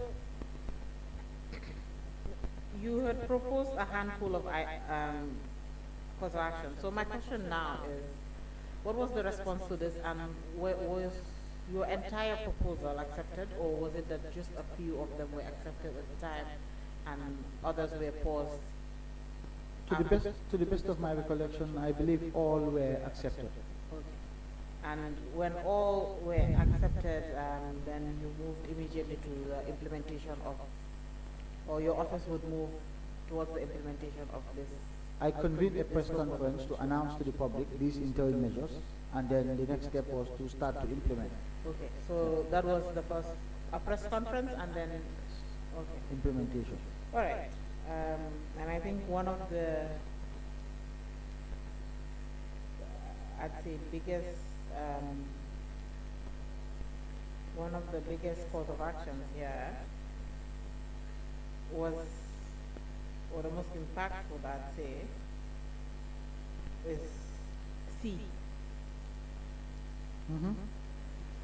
The establishment of the interministerial task force Yes. that should comprise of the Ministries of Justice, Finance, Lands, Tourism, and Agriculture. Mm-hmm. And this was done. This task force, we can say, spearheaded one of, or when I say one of the most important parts of the assets Indeed. disposal process. Was the task force established immediately after this proposal was made? It must have been established soon after. I don't know whether immediately after qualifies as soon after, but not long after. Not too different, that's fine. And my question now here is, why were these the only ministries you thought were important, were you deemed fit to be part of this task force? There were reasons for including these ministries, identifying them. All right. As I said yesterday, assets recovery processes are usually a joint effort between the Ministries of Finance and Justice. So you can understand why finance was included, and of course, as the Justice Ministry, which spearheaded the process, it was a natural thing to include the Justice Ministry. The Ministry of Lands was included because we were talking about landed properties throughout the country. We were talking about lands that were in different parts of the country, in the Greater Banjul area, etc. So lands obviously would be included. We included tourism because some of the lands that belonged to the former president or purportedly belonged to him, which were frozen, were within the tourism development area. And so therefore, we wanted to get the perspectives of the tourism ministry in our decision-making processes. And then finally, the Ministry of Agriculture, because some of the land that were frozen were agricultural land throughout the length and breadth of the country that Janneh used, including the Farata farms. And so the Ministry of Agriculture was included in this committee. So these are the reasons why these ministries were identified as members of the committee.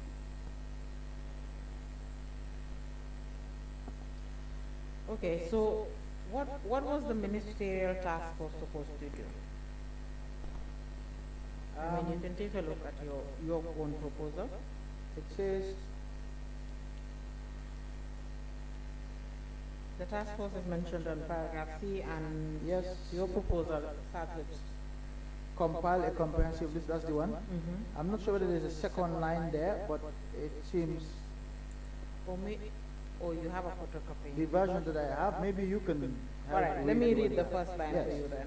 It says, compile a comprehensive list of all the landed properties belonging to former President Janneh. This would be derived from the report. Yes, from the Janneh Commission report. That's right. Okay. And then the Second one was recommend the use for each landed property after forfeiture, that is whether a particular property should be allocated for government use or to third parties or sold off and the modalities for such sale.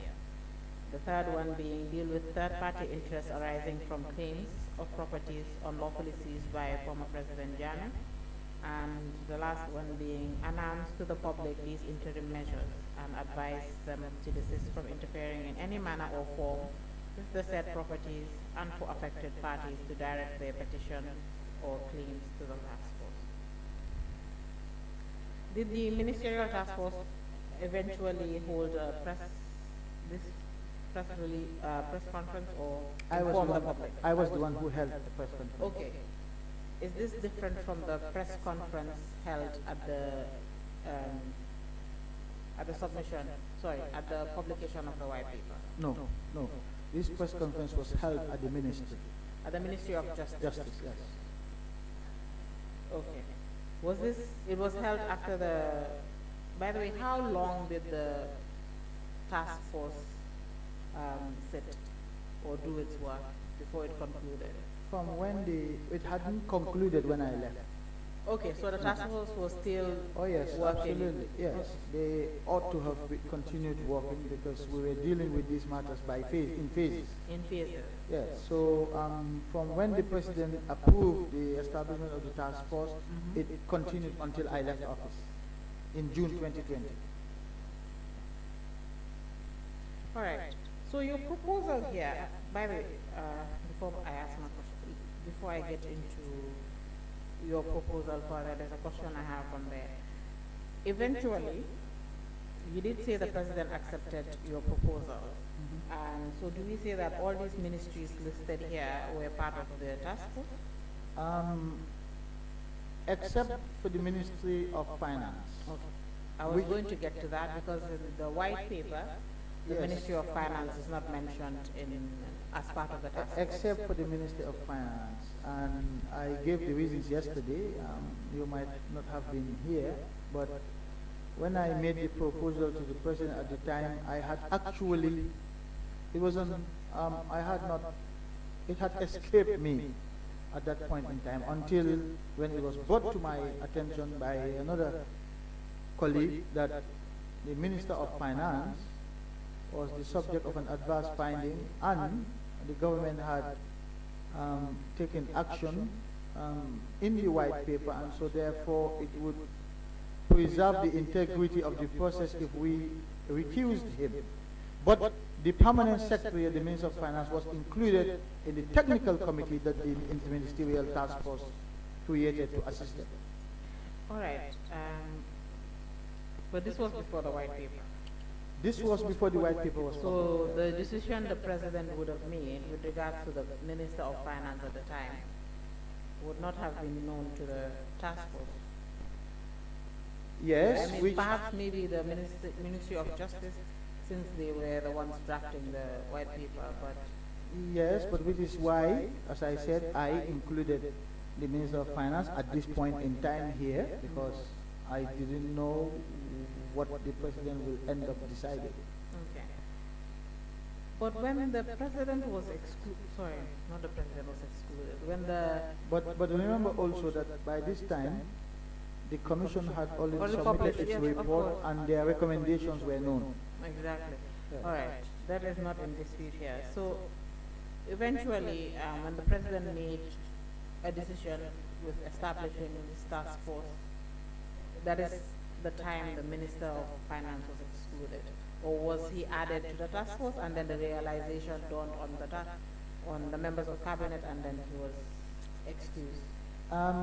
This letter included the Minister of Finance at the time, as you can clearly see. It was not long after that the matter was drawn to my attention in view of the recommendations contained in the Janneh Commission report. And then,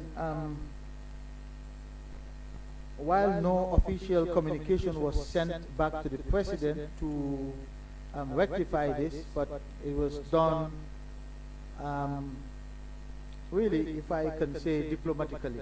A message was conveyed to the Minister of Finance to recuse himself or to be recused from this task force, but the permanent Secretary of Finance was involved. You know, in the technical working group or the technical support team for that task. You had mentioned yesterday and today as well that when it comes to asset recovery for the government, the Ministry of Finance is generally expected to be a part of it. Ministry of Finance, Ministry of Justice, they would be the primary That's right. ministries for the government that would engage in this exercise. And now the Ministry of Finance, I do understand what you were saying about how the report at this time had affected or had mentioned the minister that was holding office at the time. But to engage in this process without the minister is quite an interesting thing. Even though his permanent secretary at the time was also sitting in the technical working group. But we've not gotten to what the work of the technical working group or the what did you call them, a technical working group, or am I the one calling them that? It doesn't matter. Okay, so what what the technical working group was doing at this point. Was there, did the Ministry of Justice or the government try to see how to mitigate this point, or was it just, you know what, the Ministry of Finance, the Minister of Finance should be excluded at this entire process? Just to maintain the perception of integrity of the process. All right. Did this cause any issues for the task force eventually? Was there any problems that arose for the task force when it came to, In what way? especially, we're talking about asset recovery here. At some point, finance talks of money would arise, and then the task force would eventually perhaps maybe once in a while need the input of the Ministry of Finance. So how was that dealt with, or how were these issues handled? That's why we had the permanent secretary of the Ministry of Finance as part of the technical committee. The technical committee. So was it that any issue that the task force had to deal with, it would also share with the technical working group for technical support? As if the situation arose where we needed the input of the Ministry of Finance, certainly the permanent secretary would provide that, and they would provide that through the Technical working group. technical committee. Yes. The technical committee. Okay. And also the technical committee, by the way, where did the task force have its meeting? At the Justice Ministry. At the Ministry of Justice. What about the technical?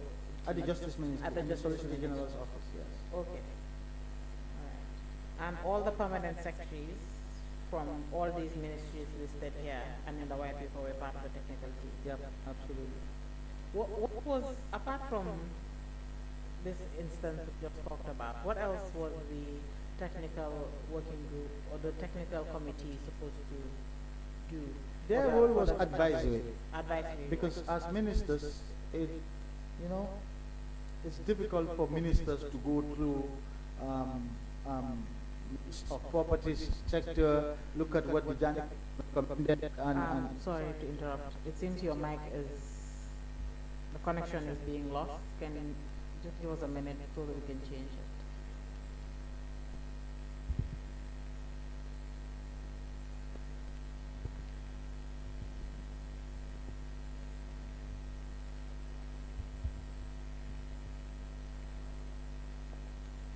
you don't expect cabinet ministers at that level to go through list of properties, to go through the recommendations made by the Janneh Commission with respect to those properties, etc. So we needed our group of advisors to basically do the heavy lifting for us. So they would go through and they acted as an advisory body. That was their mandate.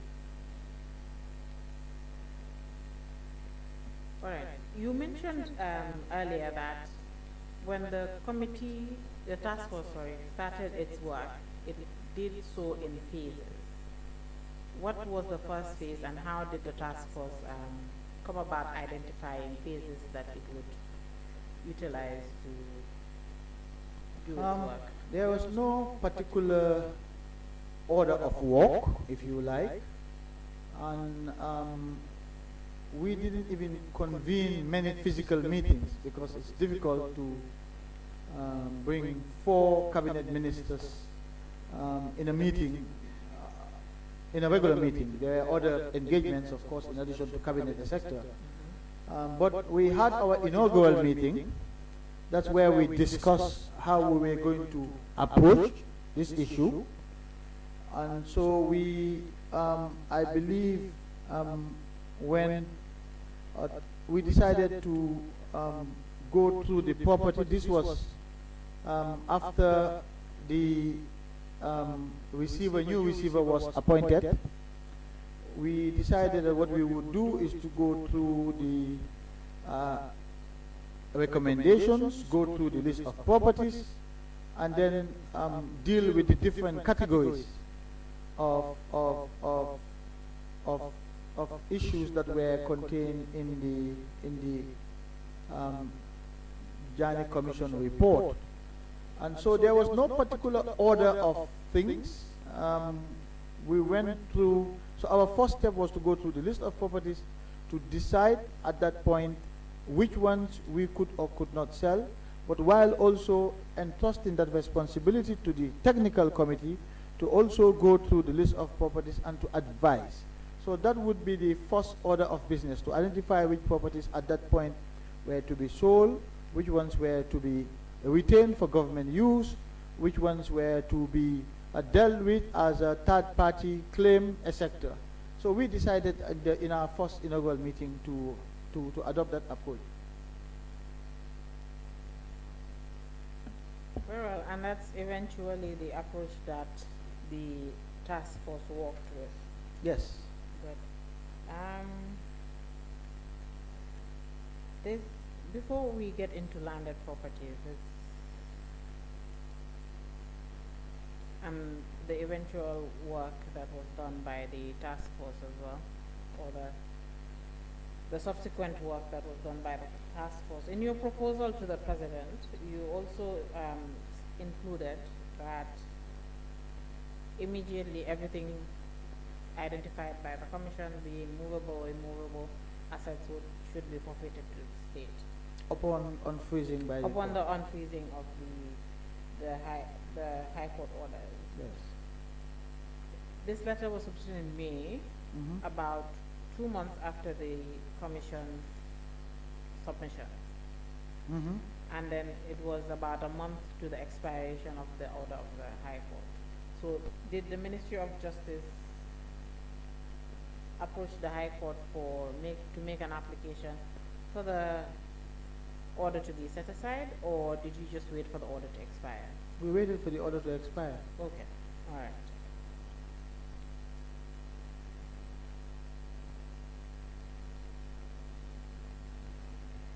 Now, in the course, now that we've actually gotten to the order expiring, that is also how Ms. Augustus Prom's term as receivership expired as well, which is also mentioned in the Commission of Inquiry, or there was a recommendation regarding that firm and the dealings with these assets in particular, the expiry. I would like to spend a few moments on this point. Oh, I was just going to say let's move on because I don't. No, it's an important point, and here I would request for a copy of the Anti-Money Laundering Act, Council, please. For me, it's not an issue. I believe. For me, it is. Please. So, well, I direct the conversation. So. No, I know, but this is not adversarial. This is I know. inquisitorial. We are establishing the truth, and this is an important matter. I think it was raised by Honorable Member for Joshua on the first day. That's why. But it's an important matter for me. I think the public is watching. This issue was raised in public, and a lot was said about it. And I think this is a unique opportunity to establish the facts and clarify for the public. I think this committee, this hearing is in the public interest. Of course, So- that is what we're doing, but I Yes. thought that the issue, No, in my I- view, was already dealt with No. properly on the first of the hearing. Mr. your Chair, hearing. I would really want to spend a little I bit will of... leave this to Honorable Chair, even though we do have a lot of ground to cover. We I still won't have a spend lot of more than ground. 5 minutes on it, as usual. But I was thinking you'd say a minute. 5 minutes? if I may have a copy of the Anti-Money Laundering Act, please. Okay. We can grant you the opportunity. Thank you. Later maybe to address. Because this issue has been the subject of, in fact, it has caused a lot of Yeah. grief for me and my family. And I wouldn't want to miss the opportunity to set the record straight because the public is watching. That's okay. Thank you. We are doing fact finding, so we want to establish the facts. Thank you. Yes. Thank you, Mr. Chair. Do we have that act? Yes, It was given to me the first day. Secretariat, I believe, unless it was returned to the library. I can use... Secretariat, okay, all right. Library must have taken their copies, they won't let their...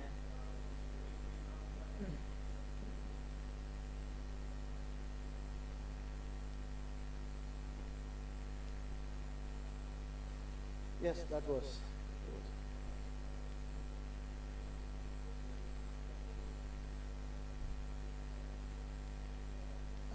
Mr. Chair, I requested for 5 minutes to delve in this issue, as I said, because unfortunately, it was the basis upon which a lot of things were said to me and about me. And the first one being that I had unlawfully terminated the services of Augustus Pom and receiver and appointed Mr. Alpha Barry, who was my friend. I will say it as it is because that was what was said. Unfortunately, in a report which was carried around the country, causing a lot of personal pain for me. And I want to clarify this and set the record straight. The appointment of Augustus Pom by the High Court was done in conjunction with the application to freeze the assets of the former president. It was the Ministry of Justice. It was I who engaged Augustus Pom and went to court to ask the court to appoint Augustus Pom for me as receiver. And this application was done pursuant to Section 51 of the Anti-Money Laundering Act, which reads, where a competent authority investigating a criminal conduct, a money laundering offense, or a financing of terrorism offense has reasonable grounds to believe that any money or property relating to the criminal conduct, money laundering offense, or financing of terrorism offense is held or is under the control of any person, the competent authority may apply to the court in accordance with subsection 2 for a restraint order prohibiting the person from disposing or otherwise dealing with that property except in such manner as may be specified in the order. Then subsection 3 of section 51 says, the court shall make an order under this section if it is satisfied that there are reasonable grounds for making the order. So this subsection 3 gives the court the power to make the order. Subsection 4 says, the court may, in granting an order under subsection 3, give directions as to, and B says, the appointment of a trustee or receiver for the proper administration of the money or property during the effective period of the order. Subsection 8 of the Anti-Money Laundering Act says as follows. an order made under subsection 3 of the Act shall cease to have effect at the end of 6 months following the time the order was made, if the person against whom such order was made has not been charged with a criminal conduct, money laundering, or financing of terrorism offense within the period.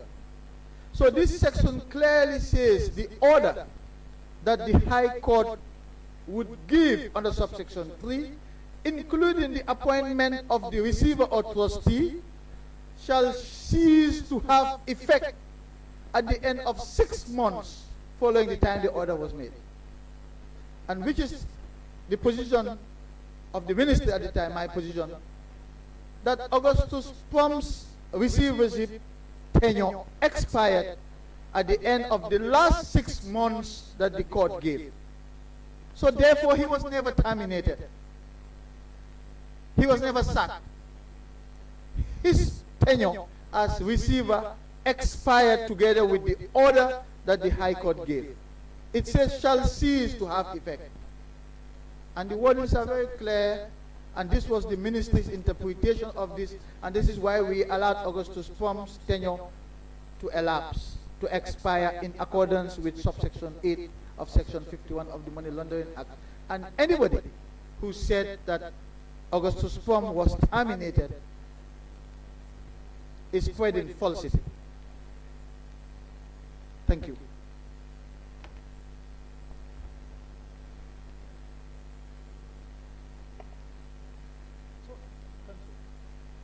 Just one quick question. Sure. To that. So, Mr. Tambadou, I thank you so very much. I mean, this is about law. I'm sure the committee will look into these particular provisions in the Anti-Money Laundering Act further to also establish exactly what the law says. But if I should ask, at what point did the Minister of Justice, or should I say the Commission, had an engagement with Augustus Plum regarding the payment of commission, 10%? At what point did you have that? We negotiated with Augustus Prom. I actually negotiated with Augustus Prom, and we agreed on the 10% commission fee, which is what Augustus Prom was paid throughout its receivership tenure, from the beginning to the end.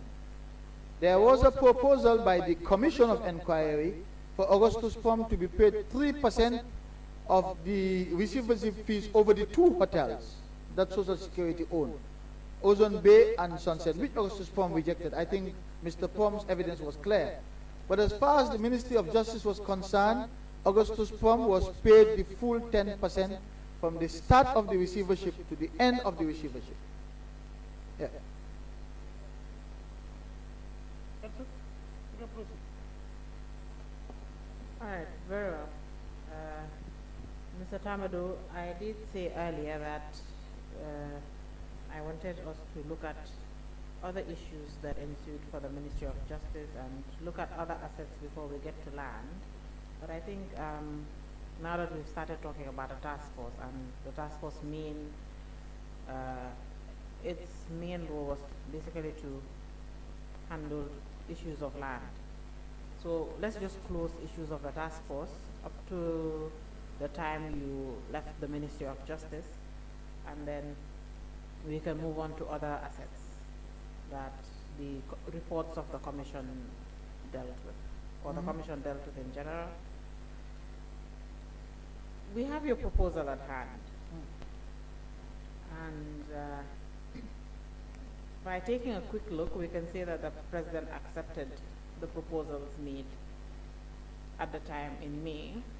It was accepted in writing, by the way. Yes, so, and work started. For the establishment of the task force, we can see that the white paper also, of course, as it's reacting to as the President is reacting to the recommendations of the Commission of Inquiry, he's also informing the public through the white paper of what has been done and what is yet to be done. And what had been done at the time was that the task force was established, and what the white paper states is that the task force, or what the role of the task force was to handle third-party claims. Including to handle third-party claims. Okay. Consequently, the government has now established an I'm reading Okay. paragraph 44 of the white paper. The government has now established an interministerial task force at both the ministerial and technical levels to handle all such third-party claims. Okay. So, what was the task force supposed to do? Isn't this, to my mind, This was and part from of what they were supposed to do. okay, what else was the task force supposed to do? I'm not sure I understand what you mean. It was supposed I'm- to carry out the proposals that I had put to the president, including identifying properties that would be sold by the receiver.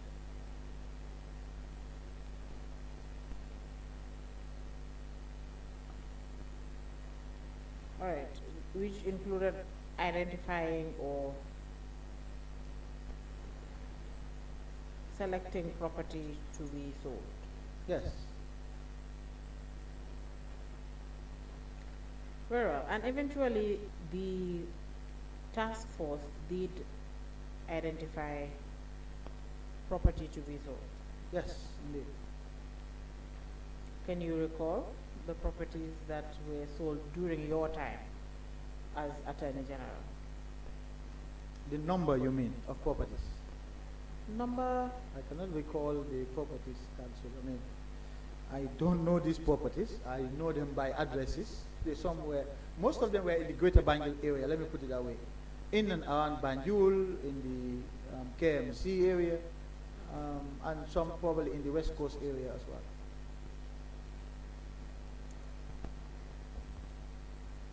There were 44 in number as at that time, but some of the sales were subsequently cancelled for one reason or another. very well. So,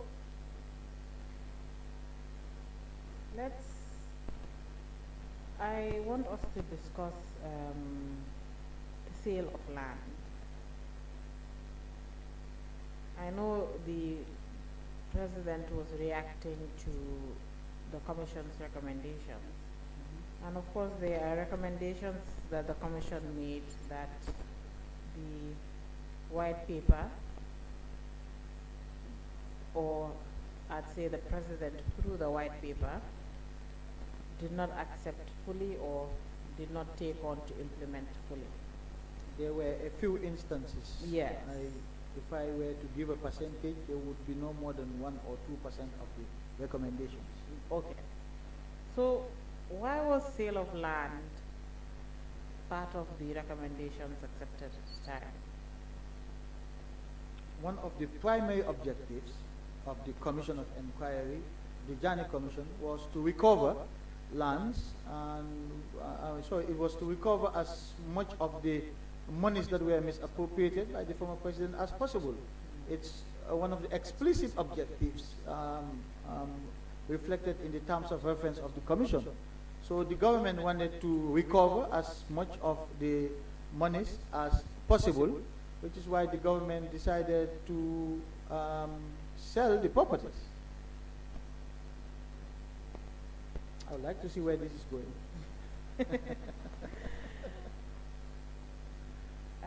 Mr. Tambadou, I'd like to think that you know where this is going. My concern here is about the selling of land. Why would the government of the Gambia engage in the selling of land? Why wouldn't the government of the Gambia engage in the selling of land? That would be my response to No, council. the nice thing about where I'm sitting is that I get to ask questions and nobody gets to ask me questions. Well, you see, that is a misconception of a fact-finding process, because It's not an adversarial. It's not meant to be an adversarial process. It's meant Exactly to be- why when a question is put to the witness answers. Yes, no.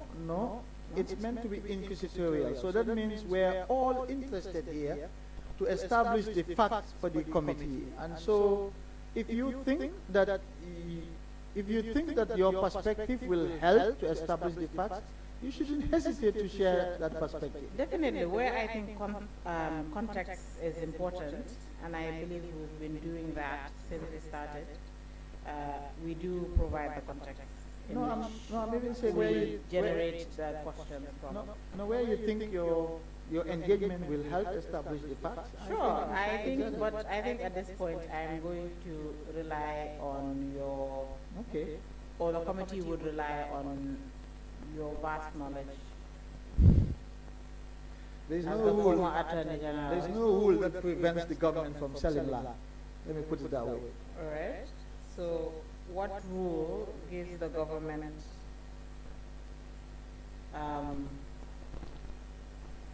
authority?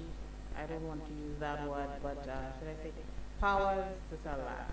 Well, if it is not prohibited, Where does it derive its authority to sell land from? well, if it is not prohibited, it is allowed. And remember the principle of the presumption of regularity, Council, when it comes to state action.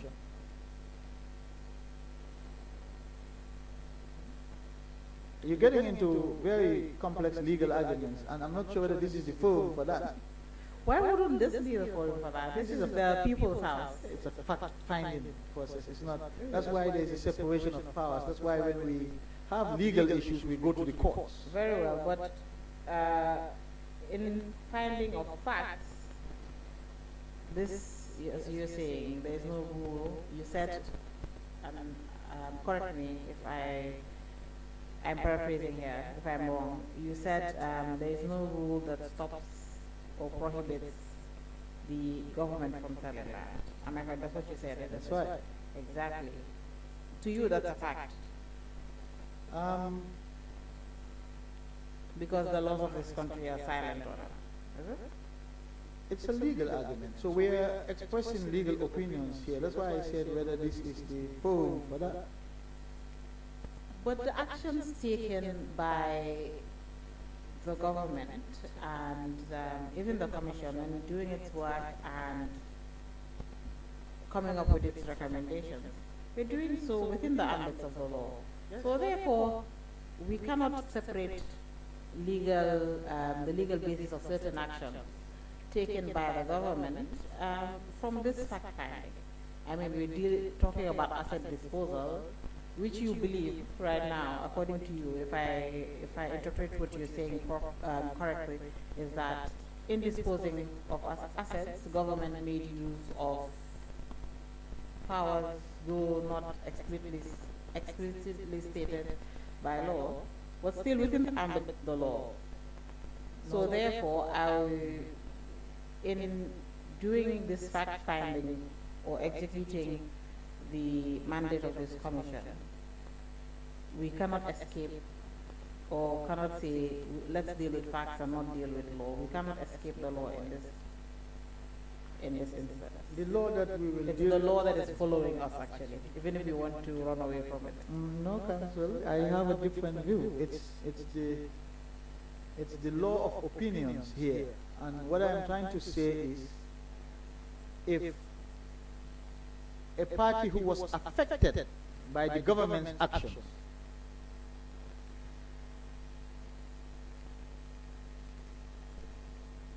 only that party could have challenged the government's actions. And where would they have challenged those actions? In court. Because the exercise you're getting into now will lead us to a situation of where you have an opinion, the government has an opinion, and this is not an adjudicatory forum. There is no one to adjudicate on the law. Are you saying the government, your opinion is the government's opinion? The Attorney General is the principal legal advisor of the government. In fact, the government is bound by the advice of the Attorney General. So what I'm saying is, the proper persons to raise what you're raising now are those who were aggrieved by the government's decision to sell property. And that means, and if they are aggrieved, well, the proper forum to go is to go to court and challenge that process. But here, you will provide opinion, I will provide opinion, and there is no adjudication. Oh, Mr. Tambadou, I wouldn't have gone back and forth with you on this. No, I'm just saying. But I just want to say that, let me just state this, for both our benefit and for the benefit of the record, that in this exercise, the National Assembly can form an opinion. Absolutely, I perfectly understand that. Exactly. So you cannot say that, therefore, we're not going to get into a legal argument or back and forth. But you cannot say that forming of opinions here would be wrong, or looking at the law here would be wrong. What I said Where was, the law is, even if we don't want to follow the law is following the committee, because it's the basis of the work of the commission, and eventually what the government relied on to do, to execute the asset disposal and implement the white paper. yes, what I'm saying, Council, is that it's exactly what you just said. It now comes down to a matter of opinion. The differences of opinion. But where does that lead us? Because the opinion that you may have on this is not necessarily conclusive of this matter. And like I said, there is the presumption of regularity, and if there is an aggrieved person who is affected by the government's decision, then that's why the courts exist. They can go to court to challenge what the government did, and then it's at that forum that the matter will be resolved. Again, I'll give, I like to give analogies. I'll give this setup as an analogy. I gave it earlier, I'll give it again now. I know that there was a motion for the legal team to assist the select committee, so I am not focusing on that. My focus is, what if I were to propose that the enhanced role of council in this setup, even with a motion by the National Assembly, because the Supreme Court can strike even acts of the National Assembly, let alone motions. And what if I were to raise the argument that this process as it is was unconstitutional? Now that would be a matter of opinion for me. You may have a different opinion, this is why you have this setup. But because of the presumption of regularity, we have to continue with this setup because that presumption is there. But it wouldn't stop me or anybody else outside if they wanted to challenge this setup. Simply because the legal team are not members of the National Assembly, neither are they members of the National Assembly Select Committee. The point I'm making here is we can have different opinions about different things, but because of the presumption of regularity, you don't, unless you want to go to court, but you don't raise them, because when you raise them, they become only a matter of opinion. And right now, this may be only opinion for me, but if I went to court and say, Council Agisenika and Diba and Mendy were acting ultra vires the Constitution because they are not members of the National Assembly Select Committee, and therefore they couldn't have been posing questions to the witnesses. And I'm sure at that point the court would refer, or in its deliberations and ruling, would refer to section 1082 of the Constitution. And that is why, to say that Parliament determines its own procedure. And that is why this motion that establishes this committee has mentioned the technical working team. and you may be right, that's what the court may say, but my point is it will be the court to say it. Exactly, That's but my this point. is already established by law, the Constitution. It did not only mention the technical team. Exactly. I think we should give Honorable a copy basically, I'm just A saying. member of the technical team brought a copy of the motion, and I said it's not relevant. There's no need to give it to the witness. But I think There's we're no getting need. to that point. There's no need. I'm just raising this for the sake of. I understand your analogy, but I don't think this analogy you're using. Maybe use another one and leave the National Assembly alone. I can The challenge, National Assembly and its procedures the alone. constitutionality of this setup, not the committee, but the legal team. I'm just saying in theory. I'm saying in theory. Are you trying to encourage members of the public to No, go not to the at Supreme all. Court I'm to just- challenge? No, I'm Or just are you saying- waiting for the?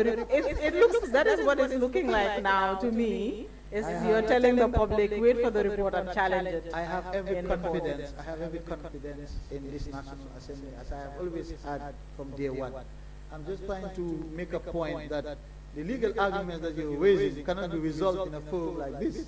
Just like the legal arguments I am raising. I'm just saying, when it's about legal Your arguments, own arguments are dealt with by the law, by the Constitution. according to you, Not according to me. Take a look at the Constitution. I believe you have a copy there. But what I am saying now, with your issue, you're relying on the silence of the laws of the Gambia when it comes to sale of land. Even though the State Lands Act is very clear on what the government can do when it comes to land. if the Constitution was that clear, it wouldn't have given the Supreme Court the power to interpret it, because it would have been very clear. Of course. Exactly. So But the- it's already clear.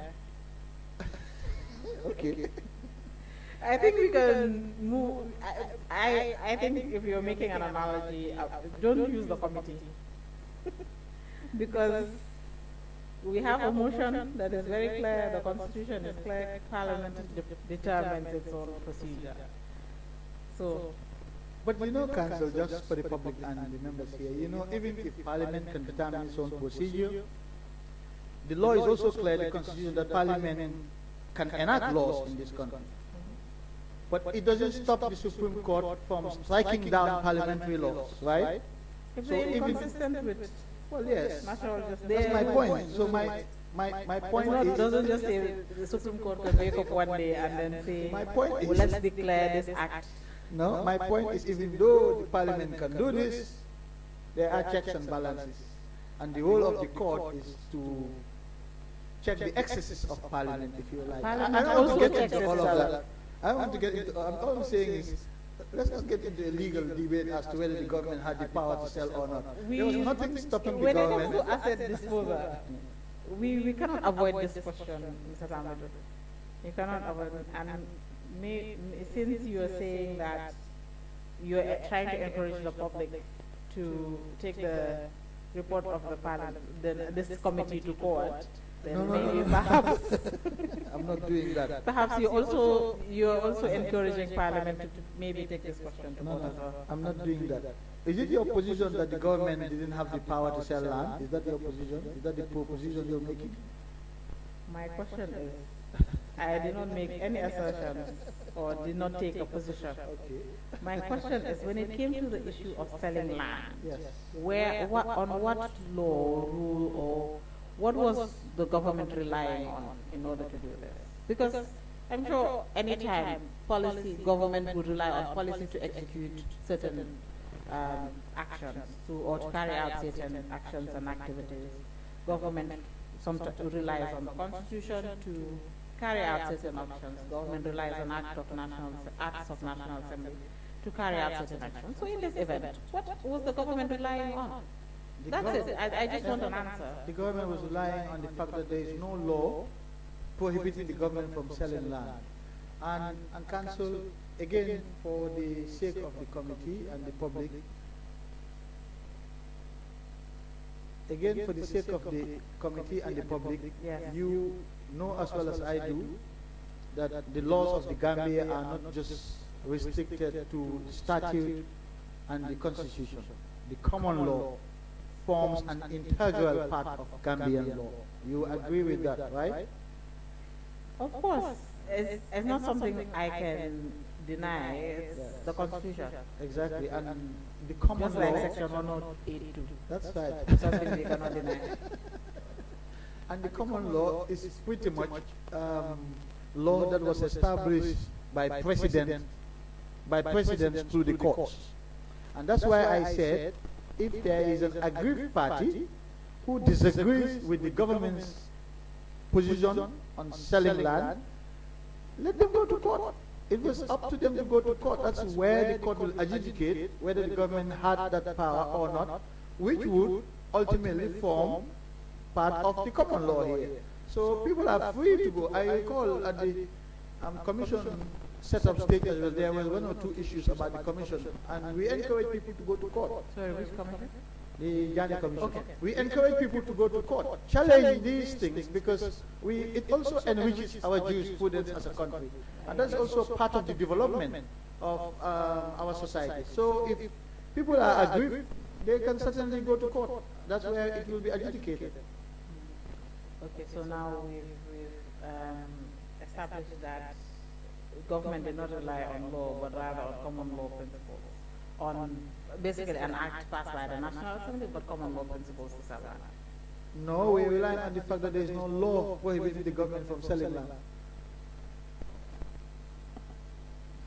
So basically, you rely on something that is does not exist. Basically, you took advantage of the fact that all the legislation in this country that deal with the administration of land are silent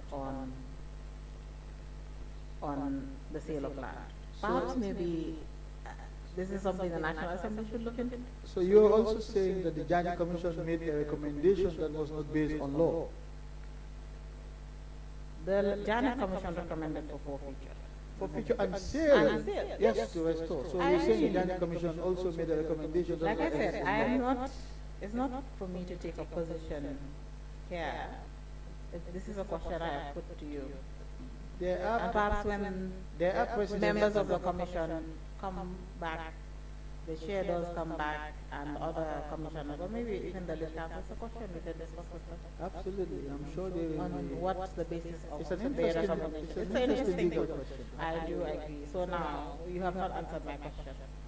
We're still Which on is, what did the government rely on to sell land? You said common law principles. the so I recommendation, say- the recommendation of the commission. Okay, is, so now we've said the silence of the laws. No, that's, We've set that aside, we've set aside common law principles. No. We are now on the recommendations of the no, commission. you said on what did the government rely to sell land? Mhm. It relied on the recommendation of the Janneh Commission to forfeit and sell land. Okay. And you said on what law was that done? I said there is no law that prohibited the government from doing so. All right, but also the Janneh Commission had made recommendations that the government did not consider. Like which ones? It would be tedious to get into these. Okay. Recommended the government did not consider? The Okay, government so maybe consider is the wrong word, or the recommendations that the government, through its white paper, government did not did not accept. accept. The minority of recommendations to start Yes. with, and even in those cases, the government provided a reasoned opinion. I can give you, I still recall the majority of those in my head. We provided a reasoned opinion. Right. For that position. We would get into that, but we're still on this question, right? And if the government chose certain recommendations to say we are not accepting this, this is our reasoning, why didn't that extend to land? Because the government believed that they could accept land, the recommendation to sell land, and there is no law that stops the government from doing so. That's it. At right now, that's what's coming to my head. I may have forgotten other relevant law, but right now these are the two. I certainly know there was no there was no law that prohibited the government from selling land. So I'm sure you'll agree with me that when there is no law prohibited, then by deduction you are allowed to do that.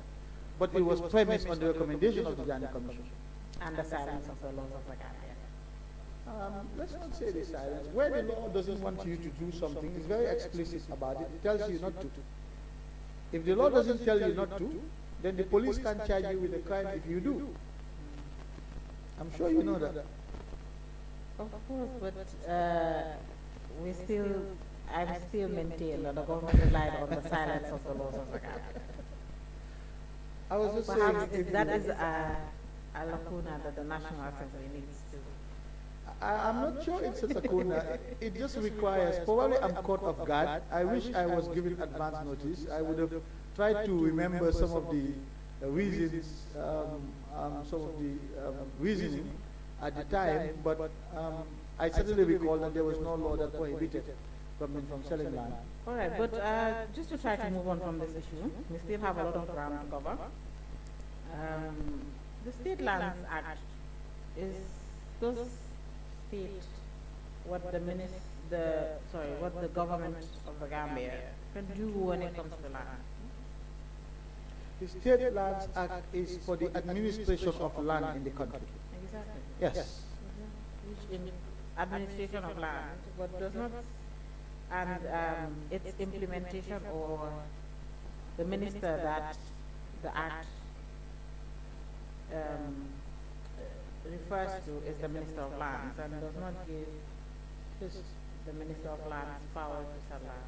But Council, these properties we're talking about here are properties in the context of asset recovery. They are not land within the meaning of land in the State Lands Act. I'm sure you know that. What is the definition of land within the State Lands Act? Because you have to look at that definition.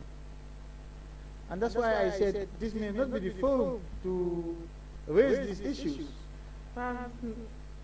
Shed some clarity for the record. Give us some clarity. As in, when you're talking about the land that the Janneh Commission identified and investigated. oh no, I said these were properties in the context of assets recovery. And I'm saying that the State Lands Act, as I understand it, deals with the administration of land in the orthodox sense. Land which needs to be leased, land which is freehold, etc. So it may be helpful to look at the definition of land in the State Lands Act. And I'm saying I don't think the properties that we're talking about here were envisaged to be captured within the meaning of lands in the State Lands Act. But again, this is a legal exercise. It's like we're in court, Council, and we're not in court. We're in the assembly. Yeah, but if the land is forfeited to the state, doesn't it become state land? I mean, it becomes land owned by the state now. But that's, in your definition, you have had time I did to not go. give you a definition. You have had time to go through these issues. I haven't.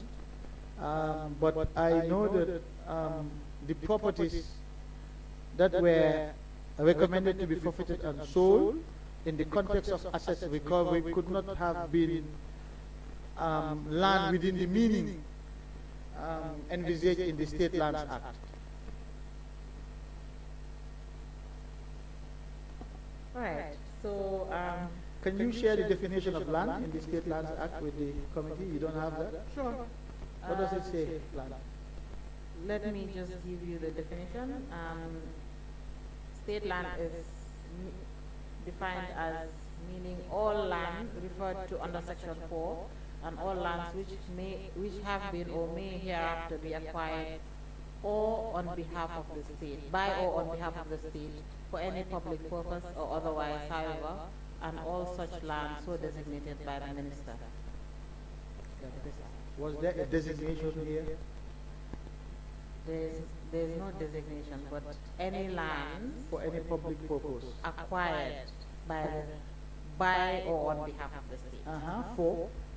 For any public purpose or otherwise. It does not stop at public purpose. Yes. Mr. Tambadou. Yes. So that's why I So said you cannot say whether it's for public purpose. If it's not for public purpose, the government should sell it. But this proves my point. You know as well as I do that these are legal arguments that would be canvassed in court by parties appearing before it, and the parameters of the issues would have been flushed out by the, so that's why I said this exercise is Sure, we will illegal. we will move on, but I hope the people you have encouraged to challenge the report of this committee through its composition and its support team would also be encouraged to go to court on this issue. Oh, yeah, I would be, you know, I enjoy advocacy, and I think this is how we develop our societies. I agree. I think this is a convenient point. We can take a short break, Honorable Chair. Perfect. All right. At least 15 minutes, so we can proceed again. Thank you. Thank you.